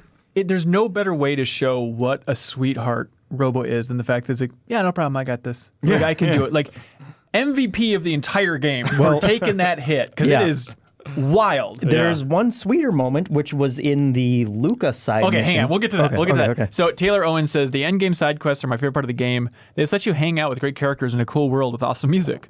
Yeah, that's why we like Chrono Trigger. You just get to hang out with great characters in a cool world with awesome music. Why did we do this whole video? The shortest time. Dang it. Shortest time. But growing the forest... Shallowest time. That's right. But growing the forest is my favorite part. It barely has anything to do with the rest of the game, but leaving Robo there and seeing all the ridiculous different animations of him farming on the overworld is great. Then jumping forward in time to find his body is worshipped as a holy relic is extremely emotional. You can also go back in time with future Robo. Like, yeah, let's go. Thanks for picking me up, guys. Yeah, exactly. I talked to like the nuns or whatever they were in there. They expect them to be like, oh my God, our God has risen. They didn't care. But you can also go back in time with future Robo to watch past Robo planting seeds. Couldn't you like cheat that and just create like 5 different Robos then and just like annihilate Lavos with 5 different Robos? It's very confusing. Ryan McCormick says the side quests that are optional before the final battle are great pieces of character building. I especially love Fiona's quest of replanting the forest. Robo elects to stay behind, but since he can survive for that long to ensure the forest is properly planted, it speaks of the selflessness and feelings he's learned from his time with the group. He even creates a piece of amber from the tree sap as a gift to Luka, who he appreciates for fixing him and giving him purpose. Mark Ramirez says, Frog is always the best. But Robo planting the forest is such a huge little thing in the game. Yeah. Robo is so well fleshed out, and as a quality character, I was bummed that in the outer world, Sam was not much of a character. Has any robot soared as high as Robo? Like HK-47 is fun. Yeah, but he's from just KOTOR. He's just a dick robot, like he would never plant trees for 400 years. In terms of He's like like one of a those Chrono great dolls. caring character that, Right. Kate Sith, but it's not really. Yeah, no, this is a bigger question. It's Send it to us as an email, and we'll figure it out on the podcast. to Kyle@MinnMax.com. Andrew Vala says, hey, okay, let's stick on Robo here for a second, but we have a lot to get to. You're right. Andrew Vala says, hey, at the end of Robo side quest, there's a room off to the left just before the boss fight with a conveyor belt. So this is back in the future now. If you inspect it, you'll find that it's a human processing conveyor belt. Ooh. I sat there confused and horrified as a lump of rags was conveyed in from the left. As this lump of rags slid behind a wall in the center of the room, I realized it was one of those dejected humans from the domes. The game let out a horrific shriek. A second later, a glowing item was conveyed out from where the human had entered. It reminded me of the human canning assembly line in Xenogears. I remember that. I felt sick realizing what had happened, but I also just wanted to grab that treasure. I missed that, yeah. That section is so weird. So like the We're mother talking brain. about now, Mother Brain and the Robo's girlfriend. It's weird that Chrono Trigger has Earthbound and Mother Brain. It's like, I wrote Mother Brains in my notes, of just like, what? Okay, Mother Brain, hello. But like the announcer, the Mother Brain, and she's like, at its current rate of decline, humanity is doomed. The disease you call despair already consumes you from within. Also, break the glass in order to fire missiles at me. Yeah, and I think he was reading that sprite wrong, but it's not a pile of rags. It totally looks like a person. If you, so he just like collapses because he's dead? Is that the idea? he's just kind of like huddled as he's going through. And So it's then a the dead horrific scream. person is the no, idea. No, it's a live person. Oh, okay. Oh, really? Yeah. So it's because not that's processing the humans? No, it is. That's the scream of him being killed. But it's not, because it comes in on one side and you see him go by and it's a person. Right. And then he goes into a machine and the person screams and then it poops out the little thing. All I'm saying is it's not just a pile of rags. Right. It does look like a little person. It's just, Cool. sprites are hard There's to an figure alternate name for MinnMax was reading the sprite wrong. Only gamers get this. That entire section was frustrating to me. It felt a little bit like the Blackbird. I was like, what do you want me to do? I know there's there's a panel that'll tell you the hints of like, okay, bring this enemy over to here. Yeah, charge Robo and then run up the conveyor belt to charge that. I wasn't crazy about it. Yeah.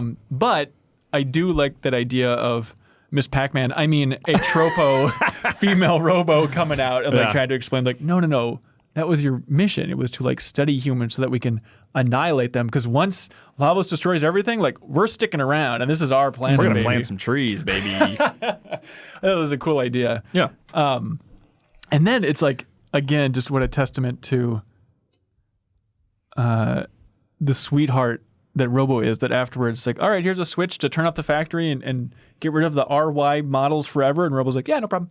Like, I'm just fully on the human side. But, yeah. I got it. They left me behind for 400 years, but they're cool. They got me. Joe Juba says, this game may take the hidden identity trope a bit too far. It's weird that Chrono, Luka, and Ayla are the only characters who use their real names. Everyone else has a different real name. Marl is Nadia, Frog is Glenn, Magus is Janice, and Robo is R66Y and Prometheus. That's right. That is really weird. He also, I think it was him that said, I love how Alphador, Janice's cat who hangs out in Antiquities Village, follows you around if you have Magus in your party. I didn't catch that, but that was a really fun idea for sure. Okay, should we get to this one? Luka? What I consider the biggie? Holy Lord. M:85.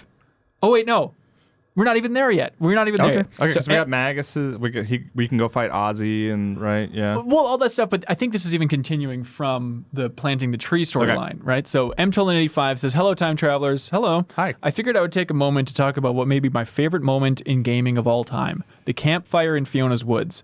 To have a scene where characters take a moment to reflect on their journey and wax poetically about the nature of not only their lives, but the greater meaning is so rare for this era of gaming. Not to mention that it brings up the notion of a dying planet trying to relive or show its memories to someone, which is actually commented on in the ending. Jason Etsy says, how is everyone able to travel to 1000 AD for Robo's reunion? I thought only 3 could travel at a time. Don't get me wrong, the campfire scene is one of my favorite moments of the game. It helps breathe life into all the characters, seeing them talking with each other as they theorize what's happening and reflect on moments in their lives, but it only made me wish there were more campfire moments. Instead of everyone hanging out at the end of time and just asking if they can join your party, what if you're able to set up a camp at any time and just hang out with all the characters? Yes, that discussion was amazing. So 3 of them do belong in that era, right? Chrono, Luka, and Marl live there, right? Yeah. So Frog, Ayla, Robo, that's still one too many, isn't it? Yeah. Okay. Well, I just assumed it was because you have a time machine at that point. So maybe you're the not Epoch went back using- solo, because only 3 can travel in time at a time. But I didn't even think about that. But it does stand out. It's like, oh, everybody's together. And it made me wish that, I'm with using them. their like defeated character sprites, right? Yeah. No, I think you read that sprite wrong, dude. But yeah, Jason's point I totally agree with. Like, I wish there was what like the Tales RPGs have, where you can like set up camp and just kind of like talk and get to know the characters. Because this scene stands out so much just for having the big group talk about like, oh, what do you regret in your life, everybody? It's like, oh my God. Yeah, the Hauser brothers played it, and they're like, we should do this for Red Dead 2. It basically is the camps, yeah. Okay, Jared Natsis, this is my biggest question outside of Shala timeline stuff, which we'll get into later. But Jared Natsis says the biggest part of that campfire conversation is the idea of the entity. Yeah. Jeff, what is your read on this? Jared has a lot to say about it. Are we the entity? Like the players? Yeah. Who's Could like be. watching it go on? Kyle, did you have thoughts on the entity? No, you have to. I'm not even fully sure what you guys are talking It's about. referenced a couple times. It's like, wait, what? Okay, so here we go. During the course of the game, you're essentially led to infer that Lavos is creating the time gates. After all, every time period you're able to visit has some crucial connection to Lavos. Prehistory is when he arrives, antiquity is when he's harnessed, medieval is when he's summoned by Magus, the present is where Melchior landed, 1999 is the Prince song, the Day of Lavos. Hold for applause. Hi, Imran. The future is where Balthasar landed. The end of time is where Gaspar landed. One could say it's a little too convenient that these time periods line up so well with the events of Lavos, unless something or someone wants you to see these specific times. Early in the game, when you encounter your first gate with Luka, she suggests that something else might be making them. The party looks down and Marl says, I don't want to think about that right now. Let's get going. But at the campsite, the conversation gets real. The entity is brought up, interestingly enough, by Robo. The robot character is the one that introduces some concept of theology into the narrative. He postulates that maybe there is some entity that wanted Chrono and company to see these events. Or maybe it was just the entity reflecting on its own history and Chrono's group got wrapped up in it. In one of the endings, Luka says that she feels like the entity is at rest. Marl agrees. Maybe the entity is a deity, maybe it's the Earth itself, maybe it's the player. Either way, the fact that the game is bold enough to ask some of these questions and leave them unanswered is remarkable. Usually JRPGs are about killing God. Chrono Trigger is a lot more agnostic than that, and it pays dividends. Yeah, I was so confused. So it's like, because they bring up like why these specific times, if it's not Lavos, is it the larger concept of this entity? And it's like, if you want to go the more Final Fantasy VII route, you could say, oh, it's the Earth itself. But the player is... I like that idea. I like it too. I would imagine they're going more for it's the struggle of the Earth that's trying to force you to all these situations. Yeah, something like that. Yeah, I thought of it in terms of player as like, it could be just because you are watching everything happen and you're guiding them around, you know, is it kind of, are we the invisible hand that's doing it? But that doesn't explain any of the portals opening up or anything like that. But are the warps opening up just because that's where all those characters got crapped out the first time that they fought Lavos in like 12,000 or whatever?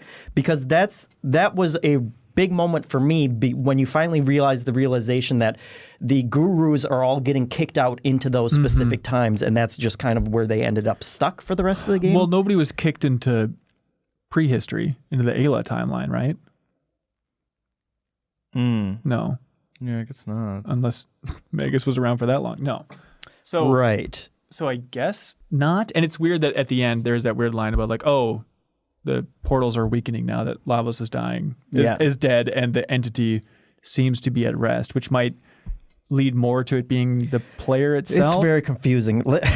I mean, I guess this is the problem with time travel of like, because also those events were also what were creating certain events, so it goes back and forth. Yeah, Chrono Trigger is the simplest game that's also about time travel and the nature of God. Yes. And maybe you're the god. Who knows? Well, I think like the way they frame it though is interesting. It's very Carl Sagan of like, we are the way for the cosmos to know itself type of thing. Like that's kind of the angle they're going for with the entity. It's weird. It's an awesome question. I would love to know. Yeah, it's interesting. Maybe we need to play through Radical Dreamers to figure out exactly what's going on with the entity. Or Imran will tell us. Imran, He seems to know everything. Yeah, just shout it out Oh my loud God, right now, is Imran. he Melchior? I think he's the entity, dude. Okay, so Crater says, obviously a huge theme of Chrono Trigger is how your actions in the past affect the future. No instance of this hit me so hard in the feels as the post-game quest that ends with Luka going back in time to her childhood home when her mother was handicapped by a machine that they couldn't turn off. You have the chance to turn it off if you find and enter the password. If you fail to do it quickly enough, you hear a blood-curdling scream and from her mom as the screen goes black. If you then go to Luka's house in 1000 AD afterwards, her mom is still sitting in her room. However, if you do stop the machine in time to save her, when you go back to her house again, her mom is moving around her room and talking about how nice it is outside and that she might go for a walk. This was the heaviest hitting blow to my heartstrings in the game. Meliciodora says, my mouth literally fell open when you witnessed the incident with Luka's mom getting pulled into the machine and paralyzed. I thought she was sitting in a chair because she wanted to be, not that she had to be. It shines a whole new light on Luka's reason for learning how to work with machines.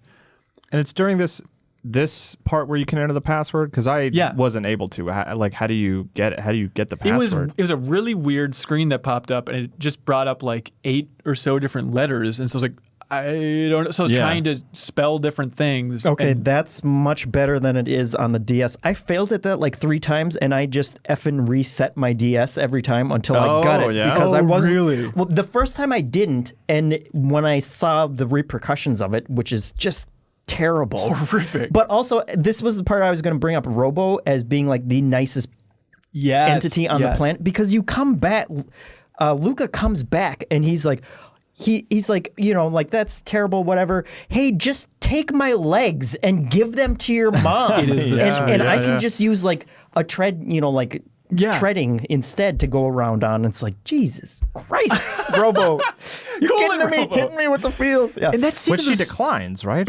Yeah. But it's so wild, that entire sequence where she goes to like the red gate through this time. I had no memory of this. Yeah, I probably didn't do the side quest the first time I played it. And so her going through that red gate and then her mom like screaming for her to help and to stop the machine. It is the incredible scene of in the plane. Our children on this plane. Where she's like, use the force field right now, and she can't do it. Yeah. It is exactly that, except if Elastigirl is paralyzed. Yeah. And so on the DS, it super sucked because and I knew what I was supposed to type in because there's the note that tells you the code is Lara. So you can find that, because I just never saw So that. where's the note? It's just in one of the rooms before you go downstairs. Lara. Weird. Okay. Yeah, because that's his wife's name. Oh, okay. Which I don't know. I don't think it actually tells you it's Lara, but it says like the password in case this machine ever goes crazy is the person I love the most or whatever. Oh, and her sweet legs. I think I put in Luka. I think I did too. Yeah. Well, yeah. So, but on the DS version, you go down and you interact with the glowing thing, which I didn't even see the first time that there was a glowing thing because it blended in. I should have been playing it on a big screen, I guess. That was my fault. But you click on it, and then it just pops up a dialogue thing that says enter password, and you're supposed to use the left shoulder button and then the A button to type in Lara. Like you tap through letters? Like you're using the actual no. Like you just are supposed to know that the left shoulder button is the L button and the A button is the A. Yes. Oh, weird. Okay. But also, once it pops up, you have to like press a button the first time in order to get the dialogue screen to go away, or it was just handled very poorly in terms of how to type it in. And so I had to look up. I was looking through forums and everyone was like, just how do you do this? It's impossible to do.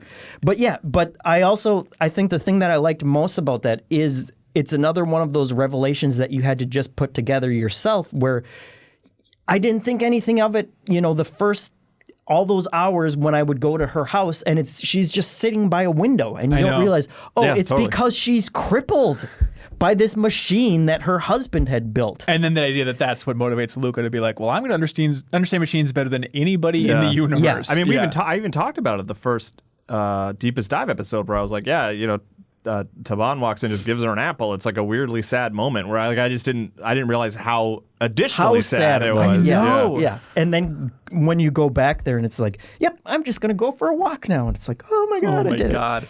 Even like Taban was so sweet later on where he gives Luka like some amazing items and stuff. And then he says, it's the ultimate in defense for my beautiful daughter. It's like the entire family is just incredible. So there's an interview, the same one that Imran was talking about. It's like Chrono Trigger Ultimania, whatever it is, with Kato, the writer. And he was asked, which character do you feel the most emotionally attached to and why? And he said, it's a hard choice, but if I had to narrow it down to one, I guess it'd be Luka. I like the characters like her who don't need to act spoiled or flirty, but can be dignified and stand on their own 2 feet. She never rejects the world or others. She's adaptable and kind and unexpectedly bewitching when she occasionally misses the point of things. It's like, oh, I love that he loves Luka so much, which shows because she comes back in Chrono Trigger or Chrono Cross in a weird way. Like I had to look this up because there's so much I forgot. But I forgot that in Chrono Cross, you get to explore Luka's house. And Gato, like the big robot, is actually there, and he like dies and stuff, and the house is on fire. It's a whole mess. Okay. Luka is strangely important for the future of the Chrono series, if you want to call it that. But I also did like that a lot of the time and it makes sense because this is such an optimistic game, but a lot of the time in time-traveling movies, like, history is always this dangerous thing where it's always someone going back and screwing everything up, and then they have to try and figure out how to not do it. And I like that this was a case where once they have a time machine, it's like we can go back and we can fix all these things from our past, and that's like such a kind of primal desire that I think everyone has at some point, of like, man, if only I could do that thing again. And like this capitalizes on it in such a good and heartfelt way. Yeah, it's unbelievably sweet. What would you go back and change? I would. I don't know. I don't even have a good joke for that. I would go back in time and prepare a joke for this very moment. Very good. Chris Bartlett says, I appreciate that the guru at the end of time points you towards all the endgame quests. Yeah. Except for Lost Sanctum, which was added in later versions. It made it very easy to find them and track them down without the need for an in-game menu. Yeah, that Lost Sanctum thing. I didn't realize that was the one that was added later, but Nobby Buckles here wrote in saying, hey, I bought the Steam version this time after only playing the Super Nintendo version previously. All in all, it's not nearly as bad as folks made it out to be. Totally. Yeah, play that version, please. The Steam version also includes some bonus content that I'd never played before, especially the Lost Sanctum. The existence of the Lost Sanctum is cool. Some reptites survive the fall of Lavos by basically hanging out underground on an otherwise uninhabited island. However, the actual quests are really not good. The whole section is a series of annoying fetch quests with a lot of hunting in random locations for various MacGuffins, then bringing them to various NPCs. However, there are very specific things that I found notable. There are staggeringly few changes in the environments over the many years. In fact, the Sturdy Vines quest requires you to hang a new ladder in prehistory, then travel 65 million years in the future to find that a ladder made of sturdy vines is still right where you left it. That seems unlikely. Yeah, I didn't know that part was new. It seemed you basically get quests, right? Well, I'm from confused. The reptiles, and then it's like I didn't really feel the need to do them necessarily. So I guess I didn't do this. I had it confused with like the return to the Chrono layer. That's different though? Yeah, because this area appears periodically throughout time, I think. Like you can go visit it in multiple eras. I could be wrong about that. But. Gotcha. In terms of the Chrono layer return, Ryan McCormick said, I really enjoyed the side quest where you seek out the rainbow shell. That's right. Yeah. That you found in the Chrono layer buried underground. Someone in my party at the time mentioned that it was likely there since Lavos first landed. Andrew Vala says, how weird is it that the Reptide Castle is lit up by torches made from dinosaur leg bones? What's up with that? This is like walking through a skyscraper with some femurs and size 13s holding up tiki torches. I think that's Kino, right, is the Ayla's buddy. Yeah. I think that's where he mentions that that the Ice Age seems to be looming. Right. Which I think is just kind of a cool touch. Which then you see in the 12,000. Yeah. Lasts for a long time. By the way, I went the entire game thinking Kino was a girl. Am I alone in that? Yeah. No, and I kept being like, Ayla's gay? Is that where they're going? Oh, no, it turns out, it's just a boy the entire time. No, never occurred to me. Really? You read the sprite wrong. Yarrow says, I like the I like that Epoch remembered your location when you traveled through time. For this Sunstone quest, I just had to travel between times and was already at the Sun Keep. That was very handy, for sure. Also, it's fun. I made a GIF of it and posted on MinnMax Show or Twitter account of just like the evolution of the world map. It's fun to watch like how land masses change and stuff. Yeah. That's some good dorky stuff. Let's see. So this is like Rainbow Shell, Sunstone sort of quest, right? There was, that area where the monsters are like parading around the fountain and like chanting. Yeah. After I finished the Sunstone stuff, I went there and they were a lot friendlier and just sort of like milling about. But there was a guy in the corner who was like walking up against a wall.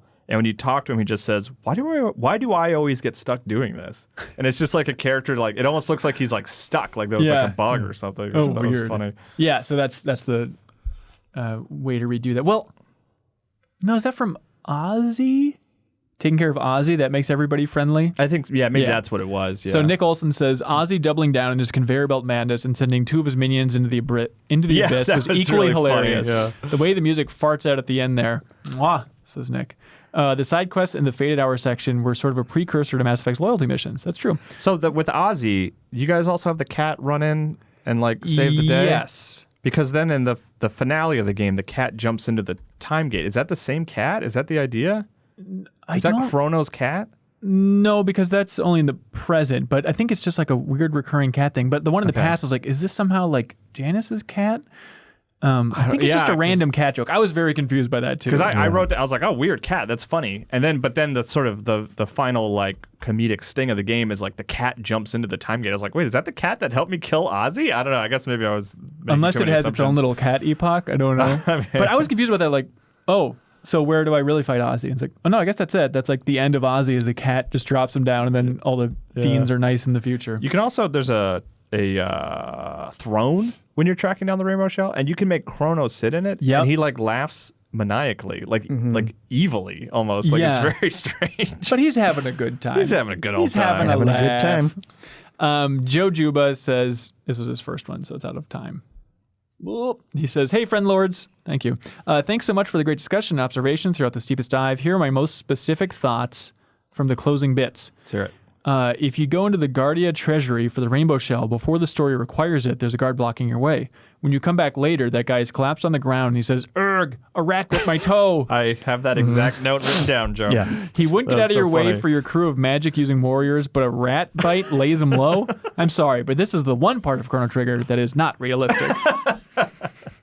I'm out. Yeah, that entire sequence was so much bigger than I expected, the whole Rainbow Shell. And like, I was a little bit confused. Like, oh, so the Rainbow Shell is back? Did Marl's dad actually sell it? But it's like, oh no, so the Chancellor is just making it up based on this legend, but because you put it back in time. Well, you didn't put it back, but the soldiers carried it for you, then therefore it's in the basement, and so then you can prove that Marl's Melchior sets up base there, which really threw me off for a long time, because it was like, okay, I need to go back to Melchior with the Sunstone and the Rainbow Shell to get new items, and I was like, oh, he's not in his house. And like it was one of those things that like you run into in games like this where it's like I'm Googling like, where is Melchior? Yep, 100%. And everyone's like, he's in his house. I'm like, no, he's not. Where is he? And then it's like, oh, he's back in the basement. But even then I was confused, like after you meet him there, he's like, I'm going to make some cool stuff. And I was like, oh, he's back in his house. So then I went again and go look, and it's like, oh no, he's still just there. hanging out there. Yeah, but it wasn't the Chancellor again. He was replaced by Yakra again, or Yakra's descendant at that point. Right, because then he yells, I heard about you from my ancestors. Your weakness is this.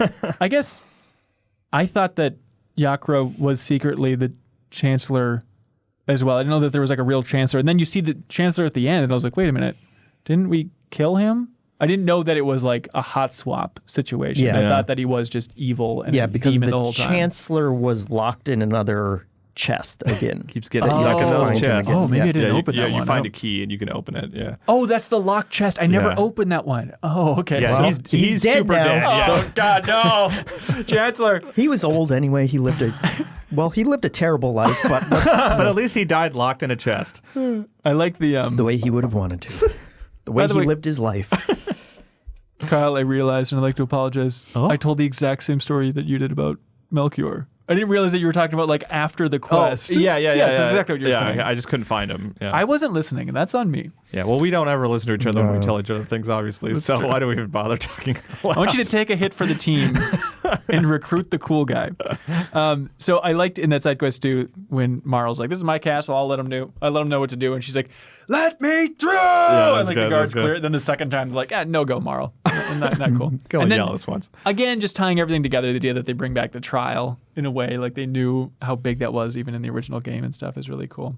And then Marl like bursting through the glass like Mrs. Robinson. Is that what that old movie is? Where they burst through the glass during the wedding?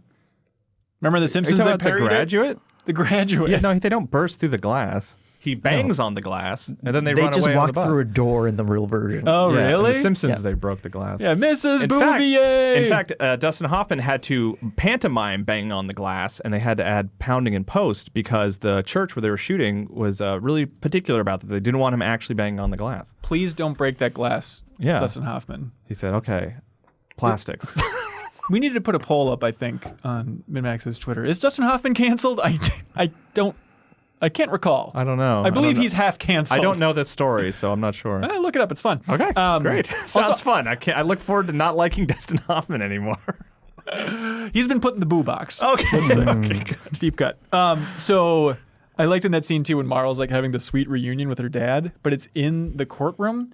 And so the stupid sprites are still doing their default, like angry shouting on the bottom of the screen as the reunion's going on. I like that in that one too.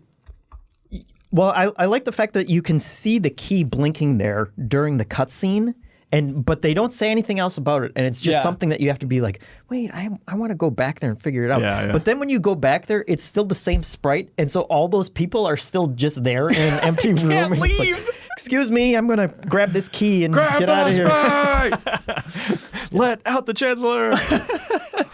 Nick Olson says, pouring soda on Toma's grave to find the location of the rainbow shell was hilarious. Yeah, I love that, like, in this era, it's just like, ghosts are a thing. Because you go right from seeing Toma's ghost being like, hey, it's cool to drink with you guys. You're all right. And then, like, Cyrus's ghost just rises up and you have a brief little conversation with him in Frog's Quest. That also, top 5 most emotional moments from the game that I didn't expect was going to see Cyrus's tombstone. It's, here lies Cyrus, the fool who defied Magus. Yeah. And then, like, if you free his spirit, then it says, here rests the brave Sir Cyrus, whose spirit lives on in his true friend Glenn. Getting goosebumps just thinking about it. Like, it's so sweet. And then that's when, Masa and Mune, you're like, all that emotional baggage was weighing you down. Now the sword's even better. Aren't you glad you didn't sell it? Yeah. I was expecting, I think, maybe a little bit more from that conversation between Cyrus and Frog. Yeah. It was pretty quick. It was just like, Cyrus was like, as I was burning to death, I was thinking about my loyalty to my friends. Mm-hmm. Well, see ya. Woo! I'm gonna go hunt something. And then we walked out after defeating that ghost and played the Star Wars theme. So that was right.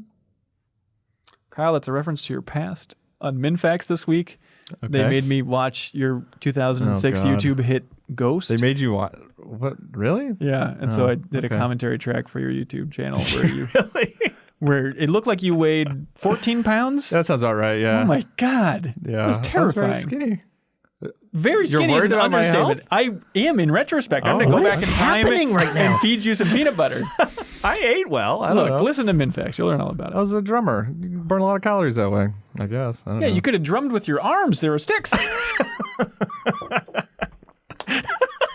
Chris Bartlett says, I'm very thankful that the game re-equips your gear automatically when you get it out of the chest in the Blackbird section. It drives me nuts when games unequip my gear for some story event and then force me to sit back through and figure it all out. Final Fantasy VII, I hear you. Yarrow says, I opened the blue prism in 1000 AD. Did you guys take the sword or the armor? Sword. I took the armor. That was another thing I Googled. You would. I Googled it and they're like, take the Guardian helm. It's way better. Yeah, because 3 of them. Yeah, of course. And it was great. Andrew Vala says, I tend to hoard items in RPGs and almost never use healing items or mega elixirs. I did not have that problem in this game. I used high potions, elixirs, shelters, like I was running out of inventory space. Yeah. I didn't.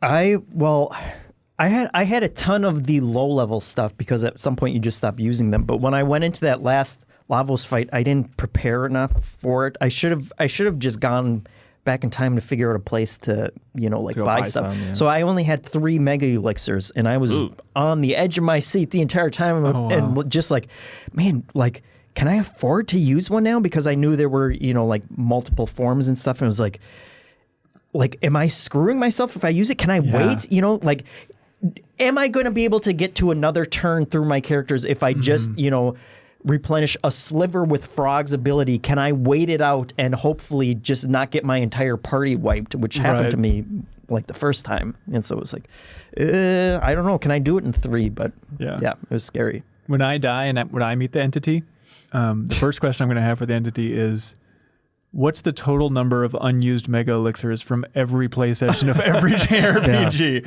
Because I towards the end I started like, oh crap, I'm going to start using, what is this, Lapis? I've never used that the entire game. I'll start spamming that and then mega elixirs. But that is absolutely the problem. We'll get to it later, but like so many phases to so many fights. I'm like, I don't know if I need to start sprinting here or not. And I hate that feeling in a game. Yeah. Falcon Strike for me, that's by the way, with Ayla. Yeah. That's a killer. Invaluable. Oh, yeah. You going somewhere? Okay. Lord of Chrono Trigger, M1285, he says, hey, there are 5 triple techs that can be done without Chrono. They require finding special gemstones and equipping them. They in general are not essentially worth using, but it's a nice little bonus to find. Can you, as soon as you have a 4th party member, can you swap out Chrono? Seems like it. Yeah, I guess I just assumed he was locked in. I didn't think you could do it until he died. Yeah, well, that's my question, And I think that's true. Okay. So then after he dies, you can, any 3 you want. He gets upgraded like the Epoch, yeah. Okay. Now he can leave the other people alone. He can go sit in the end of time. It's very scary and cold there. But all your friends are there? I guess so. In terms of like... Forever, maybe? How's that work? Did I age? In terms of the gurus getting screwed and sent through time, like I know 2380 is rough, but end of time is like... You're going to just tear your eyeballs out. Well, you got that one weird Specchio to keep there's you like company. That bowl that you can drink to replenish yourself as much as you want. But he's still hungry. Do you think he loves Specchio? No, Could he's he not annoyed leave? by Specchio. I mean, he's got all those portals there. Did he until you get there? I don't think he did.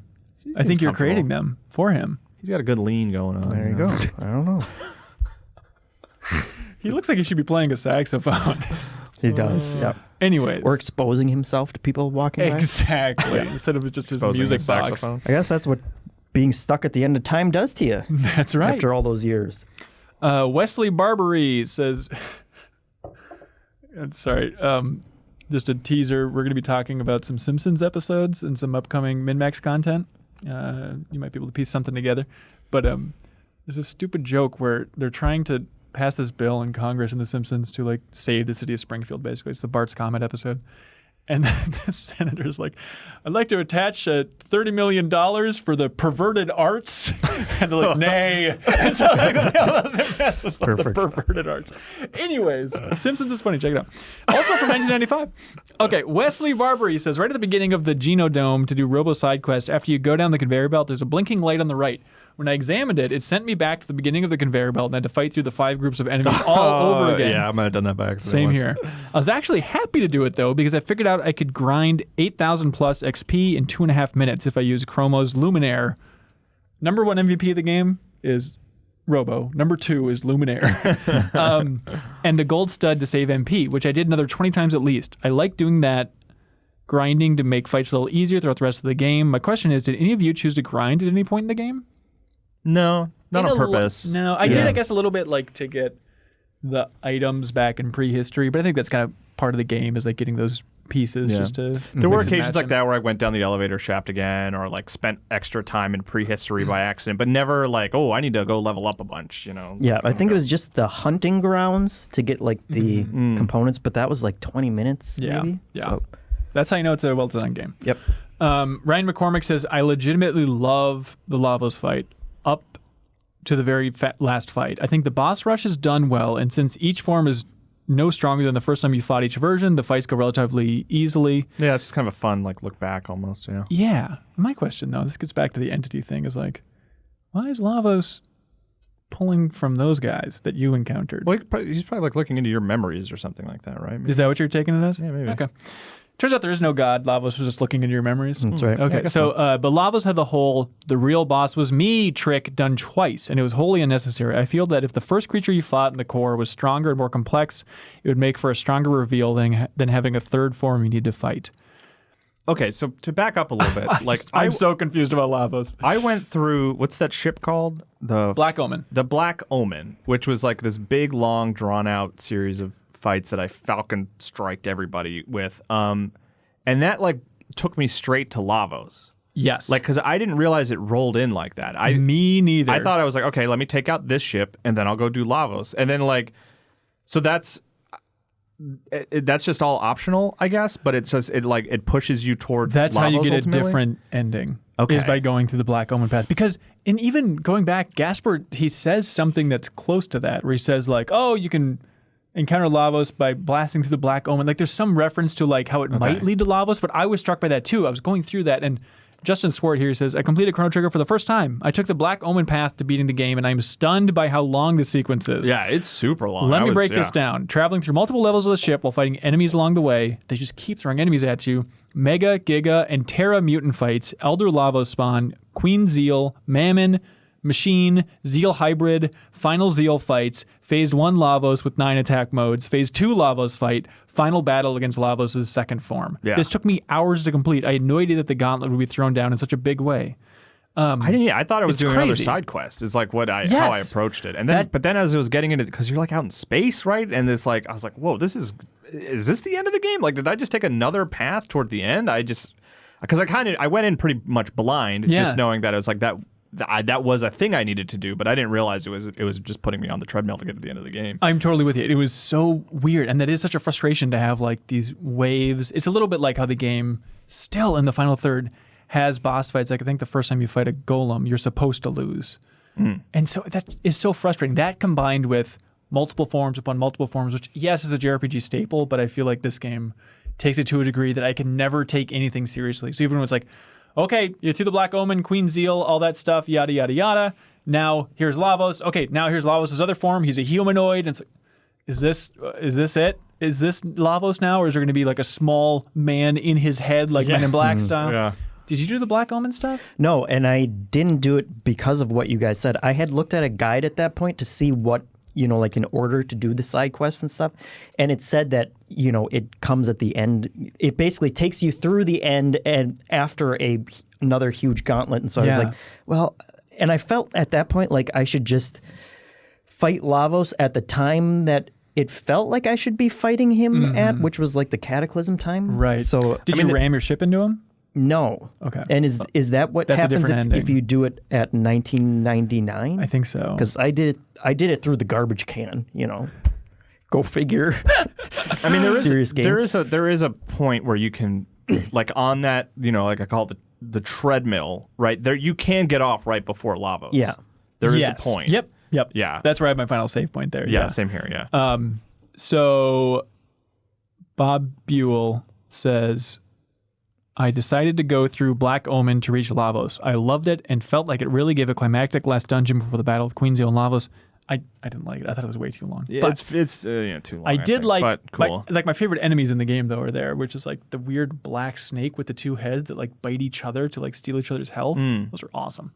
And then there's like those weird, it's just like one screen where there's these weird, goopy dinosaur Cthulhu monsters that are never seen again. Anyways. And then there's like robots who can't leave the walls that you had to fight a bunch. Also, there's two Gatos that like sing at you. Yeah. It's very weird. Really? Yeah. A lot of Falcon strikes going on. Just Falcon strike at everybody. It wasn't very difficult. It was just like so long. It's crazy. Yeah. So Bob Buell, he says there's a lot of creepy stuff. But what stuck out to me was the hallway before Queen Zeal, where she had multiple tubes filled with floating catatonic members of your own party. Yeah, some genuine cool. creepy stuff. Everyone but Magus are in the tubes, and there's little to no explanation of what they are. Perhaps just an illusion, magic to try to psych out our heroes, or perhaps they are clones that Queen Zeal is working on, or maybe this is her own collection of doppeldolls, mint in box. But whatever they are dies with her, as does the Black Omen itself. I love the Black Omens like throughout time. I think that's such a cool idea. But what do you think those clones were? Is Queen Zeal the entity? What's going on? I don't know, man. I think she's just up to some weird experiments and stuff. I didn't read much into it beyond that of just like, she's doing weird stuff in here. Like there's a lot of evil magic happening in this, but I didn't see it as like a larger plan. You know? Did you connect it to the dolls? No, I didn't think of that at all, which is funny now in retrospect. But yeah, maybe she was just trying to get a full collection. Maybe she's just a collector. But why no Magus? She has the real Magus. I don't know. Or just because he was like, optional, maybe. Or maybe it's like because. Well, hang on. Yeah, Magus is her son. Yeah. Yeah. So she has the real Magus, basically. Well, not real, but maybe like somehow it's revenge. She wants to create an army of clones, but she doesn't want to hurt Janice. Yeah, I don't know. That's so weird. It is. It was effectively creepy. Yeah, it worked. Jose Gabriel Amantoy says, I really enjoyed playing through the game. What do you guys think of Lavos' character design? It really didn't strike fear in me. It made me wish I had bigger feet so I could step on him. I mean, there was like a Frieza look to him for a certain period of time. That sort of Toriyama like shell, like it's very specific. He uses it a lot. You know what I'm talking about? No. Like Frieza's armor, kind of like where it's like it looks like almost like a shell with like lines across it. Are you talking about for the mouth? Yeah. Okay, not the humanoid at the end. Okay, got it. There's between going inside of Lavos or whatever. Yeah. And then there's like three forms there. Yeah. I did like the final humanoid form just because it was so strange. Yeah. Which I appreciated that because it didn't look how I would have expected it to look. So I liked it for that reason. Yeah. You know, that it was unexpected. I wonder if Tim Schafer pulled anything from Chrono Trigger from Mag Chothra from Broken Age. Because it's kind of like the weird bigger shell thing with the little thing inside. I guess I like that it's a humanoid at the end, but I think another one of the, faults of the game, or maybe it's a cool thing because it zooms things out so much, is just Lavos is so clearly the bad guy, the thing you have to stop, but you don't really have a sense of it. Like to even call him a villain is not accurate, so you don't really have a sense of like, we gotta F this dude. It's more just like we need to stop basically a meteor is how it feels. Which I like ultimately that it's not just like, because it's like, what would the motivation of that creature be other than to just like eat a planet? Yeah, I don't know. I liked that it was like it's unclear exactly what Lavos is and like what it's doing, sort of. Well, here Mitch Thompson says, an observation I have that some may disagree with is that I like that Lavos ultimately ends up being a humanoid creature, basically piloting a giant monster from the inside. As terrifying as an incomprehensible monster instinctively devouring worlds is, I think that an intelligent, thinking space alien living on the inside is even worse. Fighting a mountain-sized beast to save the world is epic in its own right, but being able to look Lavos in the eye and stand face-to-face with them, knowing that failure means the death of billions, added a lot more weight to the final encounter for me. Had a blast with the game club. Would love to do Chrono Cross. Yeah, a lot of people are saying that. I totally hear you. Yeah. Joe Juba says, the center pod of Lavos' final form used a hilarious move against me called Diabolic Whisper. The creature just kind of jumps up and down while spotlights shine on it and music notes fly around. It kind of drains the drama from the epic battle when the world-devouring alien beast attacks you with terrible karaoke. So what did your Lavos look like? Yeah. Jeff, like that. I mean, the humanoid thing you saw in your... Yeah, so with its eyes closed, so the second version after the boss rush was the like cyber version, right? Yeah. He's all hooked up with the one and stuff. That I'm saying has kind of like a Frieza look. Right. Oh, I see. Yes, I know what you're talking about. Yeah. Okay. But then, that final version was just very confusing. Also, especially because it seems like the main part of him was like the third little pod off on to the right. side. Yeah. Yeah, I was confused about that too. I'm like, if I took that thing out first, is it possible that it would be a different mechanic? But that was the weird thing too. Is like, wait, this thing is the SOB, the right-hand side. Yeah, which you can't take him out because he has such high defense unless he's spawning the other two. But that was just... I don't know what they were going for that, and I don't think they achieved it with whatever they were going for, because it's very weird to have a central humanoid version that is just basically another pod that can respawn anytime. Yeah. It doesn't really matter if you kill it. So all that talk from Mara, at least from my party, like, oh, he's a humanoid after all. Maybe that's not the case. Well, no, he's the pod on the right. Yeah, the weird pod that he was spawning was a humanoid thing, kind of. Right. So, and the other one looks almost exactly like him, except it's like little deflating butt is kind of bigger or smaller. Yeah. It's like, okay. Hey, Lavos is weird. MTolin85 says, so one aspect I find super interesting is the fates of those who actually interact with Lavos. Yes, the kingdom that worshipped him got destroyed, but I'm talking about those that physically interacted with it. Balthazar, the guru of reason, is sent to the future where he slowly loses his mind. Gaspar, the guru of time, is sent to a place where time has ceased to matter. Melchior, the guru of life, is sent to the present where he makes a living creating weapons. Janus, a weird but innocent boy, ends up in the Middle Ages where he becomes the most notorious villain on the planet. The queen is basically possessed by Lavos and loses her kingdom. And Shala is basically lost to time and space, although it's Chrono Cross stuff. It is like this sort of Lavos. That's actually what it says in the game, right? Don't worry, we'll re-examine this later. Exactly. It is like this sort of Lavos robs each of these characters of the thing that is most important to them. It just adds another layer to a being that we never get clear motivations on, or it could be dramatic irony.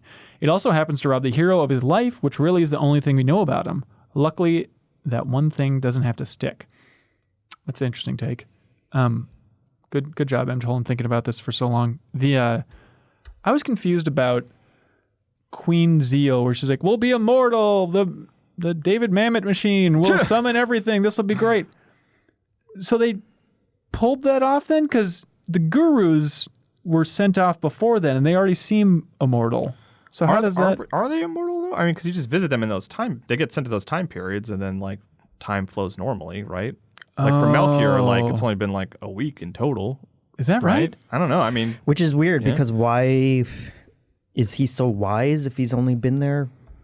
Well, he's a guru, for like how I guess. long? Yeah. And how long has he been there? He's a guru, dude. I guess it depends on how long he was living in that goblin closet, you know? Yeah. I mean, I could be wrong about all this, but you know, that was, I don't know. And it makes me wonder how long Gaspar was at the end of time, you know, before you guys showed up, if time doesn't really exist there to begin with. Maybe it could be different for everybody. Yeah. I don't know. I mean, he obviously had long enough to turn into a pervert, but we don't know how long that takes at the end of time. I mean, we only know how long it takes here on Earth, you know? In my ending, I saw that they sent the Guru of Love to Hollywood to make a good film. Mike Myers joke? Hang on, hold for applause. Keep holding. M. Tolan 85. I'm holding for holding it. M. Tolan 85 says, "Hey, so there's a fan theory that I think Ben will find super interesting." I do. Lavos is a giant space monster that crash landed millions of years ago, slowly absorbing the life force of the planet and eventually destroy everything in the process. The theory is that Lavos is not the only being of its race. So there are other creatures in the cosmos that are like Lavos. Now, what other game features an alien being that crash lands onto an unsuspecting planet that one day will destroy it? Destroy all humans. Destroy all humans. Spoiler, it's Final Fantasy VII. The idea that Genova and Lavos are the same alien race that landed on two different planets, both are essentially cosmic horrors with warped humanoid forms that act as parasites to the planets they land on. Fan theory, but it is weird. That's cool. The weird overlaps between this game and Final Fantasy VII. Not only like, okay, Chrono being out of commission, Cloud being out of commission, but then just the weird alien entity that comes from space. I love the idea of like those Final Fantasy games like having like existing in the same universe but on different planets. You know, I don't think that's ever anything that's like been hinted at or anything, but like I just like conceptually I like the idea that like they do exist even if they don't overlap, you know? So I like that idea. I think that's fun, but yeah, I don't know. Yeah, it is. I wonder, do they call it Earth? I don't think they do. No. Really? I could be wrong about that. Because Miyamoto and Aonuma made it clear that Zelda takes place on Earth, which is very confusing. Some random guy is literally his name, and he wrote in and said, "One of the things I absolutely love about how Chrono Trigger handles its main endings is how many paths it allows you to take in order to reach it. The entire ending sequence can change depending on the actions of the player. If you take the bucket portal of the final fight, or if you decide to ram the Epoch into the side of Lavos, destroying the time machine in the process. If you saved Chrono from his untimely demise or left him to his grim fate. If you decided to avenge Cyrus by killing Magus, Glenn will appear in the ending in his human form, to Luka's delight." Isn't it? So if you kill Magus, he becomes human again, which I actually don't like. So you can see in pixel art, you get, well, I guess, you see him in you human already see it, yeah. Even something as mundane as whether or not Chrono feeds his cats can affect the ending. So that's what it's based on. Hell. The mom said to me, pets run away when you don't feed them. Yes. So she said that to me, yeah. So the cat doesn't jump through the portal, I think, in an ending. So what happens? I don't know. That's like 1B, I think, is that something like that. Like, because you look up like, 13 endings. Then you look it up and it's like, but there's also 1A, 1B, 1C. Like there's it's just insane. And there's like an hour-long cut on YouTube that you can scrub through to find a lot of them. But that's cool. We'll get to some of them here. So Dystopia Pro says, hello, everybody. I don't want to spoil all the endings, but a few of my favorite moments from them are the ending in which Lavos defeated Frog goes back to Magus's... The ending in which with Lavos defeated Frog goes back to Magus's castle to fight him one-on-one. The final scene from this one-on-one is great. So there's like a one-on-one fight between Frog and Magus in one of them. Okay. The ending where Tata, the young boy who found the hero's medal, makes his way through Magus's castle to challenge Magus himself. Do you know about this? So like, remember the kid who like found the hero's medal? Turns out it wasn't his. There's like a whole ending where it shows him like being the actual hero, and then he goes through to actually challenge Magus himself, and then Chrono and the crew are sitting up there, and Chrono does like his like laugh in the chair move, like he is Magus. It's weird, When man. do these endings occur? After you defeat Lavos? Yeah. They just play out like cutscenes? Yeah, it's like, and it mixed in with the credits and stuff. My favorite of all time is the ending in which you defeat Lavos while Chrono is dead, which everyone should see for themselves. Okay. Yeah, I'll go look that up for sure. It is wild. We'll get to a lot of different stuff here. Joe Halaska says, because I still have my DS copy of Chrono Trigger, I took the steepest dive as an opportunity to play through the new game Plus and go for the Dreams epilogue ending to fight the secret boss, the Dream Devourer, which is created after the Ocean Palace events. Shala and Lavos merge into a single being. Beating the Dream Devourer gets you a bittersweet ending that sets up the events of Chrono Cross more directly. Unfortunately, the ending sets up a cool narrative for Magus going on a quest to rescue Shala, but that story doesn't get any payoff for Magus in Chrono Cross because it was cut. The Ocean Palace events are the impetus for the whole plot line of Chrono Cross, and that just expounds on it. Okay, and so to be clear, like the different, like the things you do through the course of the game will affect the ending, but a lot of the times it's just the party you have with you fighting Lavos. I don't think it's party. No? Okay. No, I think it's side quests. Okay. And different options. But and which ones you do, which ones you don't do. Yeah, I don't think it's party. Yarrow says, my ending, Chrono's mom accidentally jumped in the portal with the cat. Whenever she was gone, Chrono did a fist pump in celebration. It's a really funny moment and still some of the best sprite work in the game. I think I took that, it also stood out to me, but I think it's more him being like, let's go on the adventure to save her type of thing. It's not him being like, it's not like his mom's really. Mom's gone. School's Party. out forever. This woman he hasn't talked to in like decades over the course of Chrono Trigger. That is the ending that I got, and it is annoying to me now to know that like I did everything to save the world, but I didn't feed my effing cat. And so that's like what it comes down to. Good Lord. Wesley Barbary says, at the end of the game, when everyone is saying goodbye, Marl tells Ayla to have a bunch of tough kids or Marl will be in trouble since they'll be Marl's ancestors one day. Yeah, that was a fun idea. Also, it really upset me because everyone's like, oh, I think Robo says it and Luka's on board for like, time's pretty dangerous. I don't know if we should travel through time anymore. We got to be sensitive. Meanwhile, in this ending, Luka brought all these ancestors through time just to be like, hey, look at this. Look at this fair. Hey, buddy. Anyways, so when she's told to make a lot of strong ancestors and stuff, Kino's response is, don't worry, Ayla very strong. When Marl asks what he means by that, he giggles, he, and runs off into the portal with Ayla. Is this a thinly veiled reference to Ayla's libido? Yeah. Yes. I think it's Ayla has a lot of energy or something like that. Something though. like yeah, that. she's very strong. Yeah. What stood out to you about that ending? Like the ending period? Yeah. I assume we all got different endings? Well, I think I got that one, which I think is like the main kind of... I think we all probably got the same one. I think we got like the big long one where everything's happy and... Marla's running But around. I don't know how you guys could get the same one if you did the Black Omen, though. Yeah. Well, we both did it. Something was probably different, right? Yeah, because you didn't. Yeah, I don't know. It was weird. When it was ending for me, I didn't realize I'd fully defeated Lavos. I thought we were going into like a dream sequence.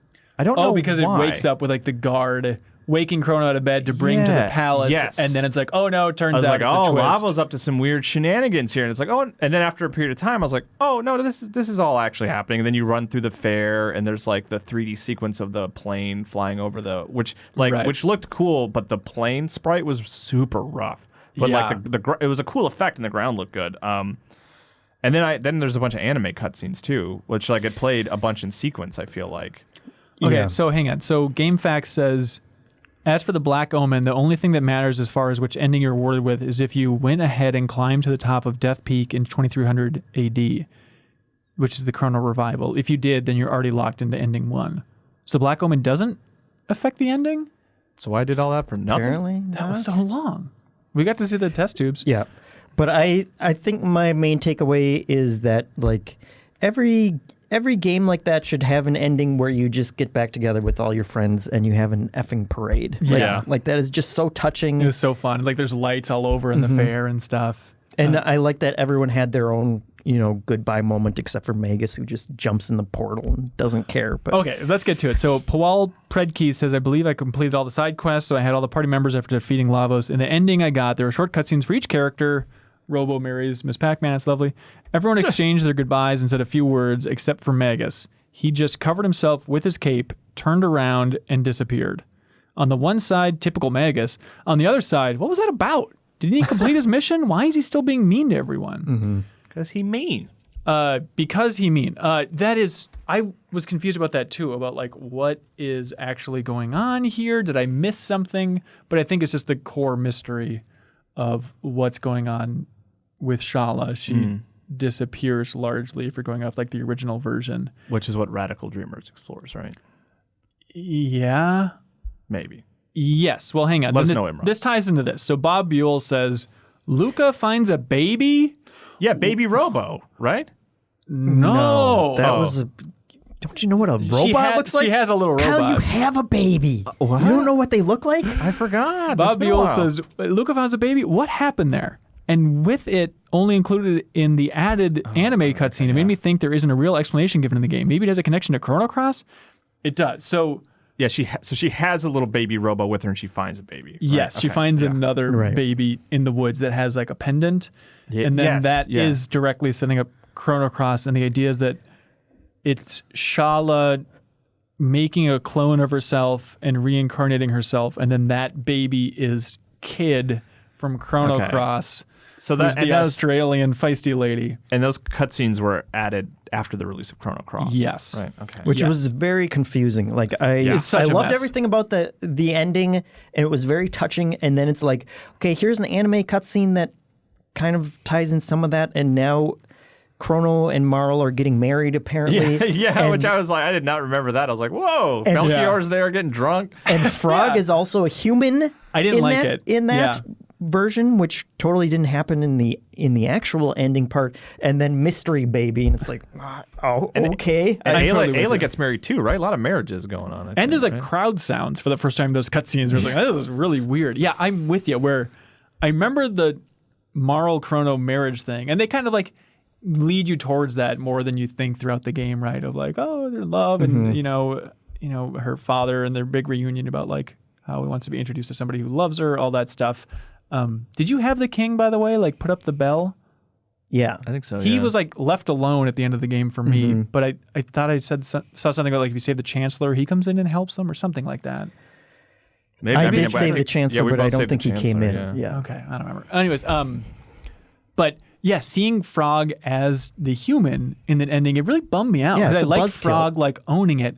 And I felt like that entire anime ending they tacked on, it feels like what the Christmas special is the holiday special for the British office, where it's like, I don't need this. I don't need this attempt at like an uplifting thing, because it just kind of like muddles my storyline. Yeah, like the other ones interspersed throughout the game were fine, and I enjoyed them. But this one, it was just more confusing than anything else, and I think the core game did such a good job of giving you a satisfying ending that it was like, well, now I'm just confused as to who the hell that baby was. Yeah. Also, we like that we didn't exactly call it, but I like that Marl kisses Frog, and then Luka's like, oh, any good happy ending needs somebody kissing a frog, or a princess kissing a frog, which is very cute. Jared Natsis notes that New Game Plus started with Chrono Trigger, which I did not remember. I certainly remember it being the first example of hearing about that idea, the term New Game Plus and what it meant. Like, I had never heard of it until Chrono Trigger, and maybe it was truly the first, But I'd forgotten about it until seeing it on screen, the New Game Plus icon on the start menu, And I was like, More Imran Khan stuff. He talks about how the box art for Chrono Trigger depicts Chrono using a fire sword attack on a monster with Frog down on the ground and Marl supplying the fire to the sword. This has always been strange because Marl has ice magic. Turns out this was a double tech from a beta version of the game. An early gaming magazine actually had the screenshot that the box art was based on. So it appears at some point in development, Marl was actually a fire user, making Luka ice. Jared Nansa says, "Hey, Imran, your first point about the box art is well made, but there's an added detail. There's a triple tech between Chrono, Marl, and Frog called Arc Impulse that looks a lot like the box art. And so maybe that's what they were basing it on and not the element swap. But then Imran says, Chrono Trigger was famously or perhaps infamously localized in 1 month. The game had received so many delays the localization was up against the wall with the finished Japanese titles. Sakaguchi handpicked Ted Woolsey to do it, and unsurprisingly, the short time frame in which to do it pretty much wrecked him. He translated a bunch of stuff, like Super Mario RPG, a lot of the early Square stuff. And now, guess where he works? The translator for Chrono Trigger. I saw it on your screen, so I'll... Kyle Haley, you'll never guess where he works. Atlas. Good guess. Undead Labs, the State of Decay company. Oh, isn't that weird? Okay. It'd be fun to try and get him on the show. Yeah. Let's see. Mark Letarte says, it wasn't until Chrono was out of the party and Frog was leading the walking crew that I first noticed that the character in the front will shake their head if they walk into a wall or off a ledge. How did I not notice this before? Yeah. That was smart.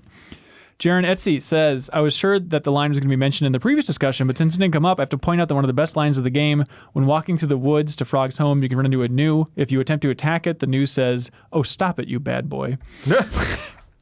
Never caught that. I missed out. Jason M. O'Brien, if you were to take the place of Chrono, would you have the courage to battle to the end? If not, at what point in the game would you have given up? For me, I think it would have been around 600 AD. I feel like I would have saved Marl, but I felt like my fear of missing out for epic adventures would drive me towards the end. Oh, okay. So he was skeptical about whether he'd keep going, but he would keep going. When would you have given up if you were Chrono? I think 600 After saving AD. Marl, yeah. Okay. That seems like a personal thing. But then once you see Lavos, you're like, okay, so that's a bigger problem. We got some time. We got to get some Yeah. politicians involved with this thing. The politicians will handle it. Oh, yeah. Taylor what they're known Owen for. says, I think both Final Fantasy VI and Chrono Trigger are great games, but a big part of the reason I like Chrono Trigger more is that it worked really well within its technical limitations, while 6 was a game that dreamed beyond them, which is why I think Chrono Trigger has aged better. It's streamlined where 6 is sprawling, 6's characters are full of complexities and nuances, but in 2020 I find it really hard to relate with those little sprites. In the 90s, we were more used to our imaginations doing much of the work. Chrono Trigger's characters aren't complex, but they don't ask a lot out of the player. They're just super charming, and it's easy to have fun with that in 2020. I think he's belittling Chrono Trigger's characters a little bit, but I see his point. Yeah. Yeah, I still definitely prefer it over 6, but I should probably replay 6 because that's also been 20 years. So. For me, it's just mechanically, I think Chrono Trigger is just more diverse and interesting, and just like not having, even though functionally, we talked about this already, functional random battles, the fact that they don't feel like random battles goes a long way for me, for sure. It's hard to go back to Final Fantasy VI for that reason. Yeah, even like I played a fair bit of Final Fantasy VII recently on the flight to New Orleans and was like annoyed by the random battles. Switch version? Or? Yeah, you can turn it off, which is nice, but it's just that reminder of what a gift it is. But in this section of Chrono Trigger, when you're going up like kind of like the chain section of the floating mountains and all that stuff, it basically had random battles. It was just like throwing them at you, and they're jumping off screen, which is kind of a bummer because you do like that push and pull, trying to dodge those things. But yeah, I think just that act of like being taken, like, you know, the pause of like being taken out of the overworld to go to the fight screen, like Chrono Trigger just eliminates that, and it just makes everything flow so much better, you know? Yeah. Any other final thoughts on Chrono Trigger? I think it goes back to what one of my first impressions was I just appreciate how they unfold the plot throughout it and leave so much of it up to you to figure out. And there were definitely times where I was frustrated by that and had to use a guide, but it really made me think about modern game design and like mission design and like how, like a lot of modern games, they've tried very hard to like push a lot of HUD elements off of the screen and stuff, you know, and minimize how much stuff you have cluttering up the screen for the sake of immersion, because we all know like that makes it more immersive if you can just see what's going on. But then when it comes to story and quest design, it feels like we have just focus grouped that out out of oblivion, and it's just like we have to make sure that everyone knows exactly where they're supposed to be going and what they're supposed to be doing every moment of this, every step of the way, and that feels like it kills the story momentum so much and like your personal agency in it to have it be like, I'm hungry, go find me some food. And then it will just say like, hey, there's bacon in the closet. It's right over there. Go pick it up. Whereas in this, you are constantly engaged into having to figure out what you are supposed to be doing next. And sometimes they'll give you hints and stuff, but a lot of the time you are just driving that plot forward to yourself.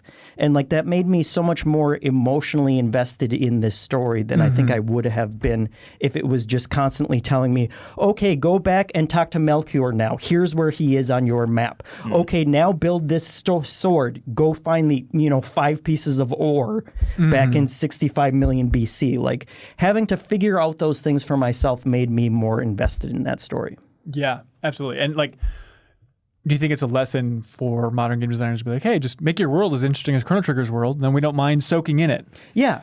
And just like trust people to figure out more what's going on. You don't have to tell them follow this guy, go to this point on the map, like give more agency for the player. Yeah, give them the clues and let them figure it out themselves. And it's not like there's not going to be a guide on the internet to tell you where to go if you get lost at that point. Yeah. But always having that quest log and like that list of objectives just pulls me out of a story so much that I didn't realize until I played through this. Yeah, sure. Yeah, absolutely.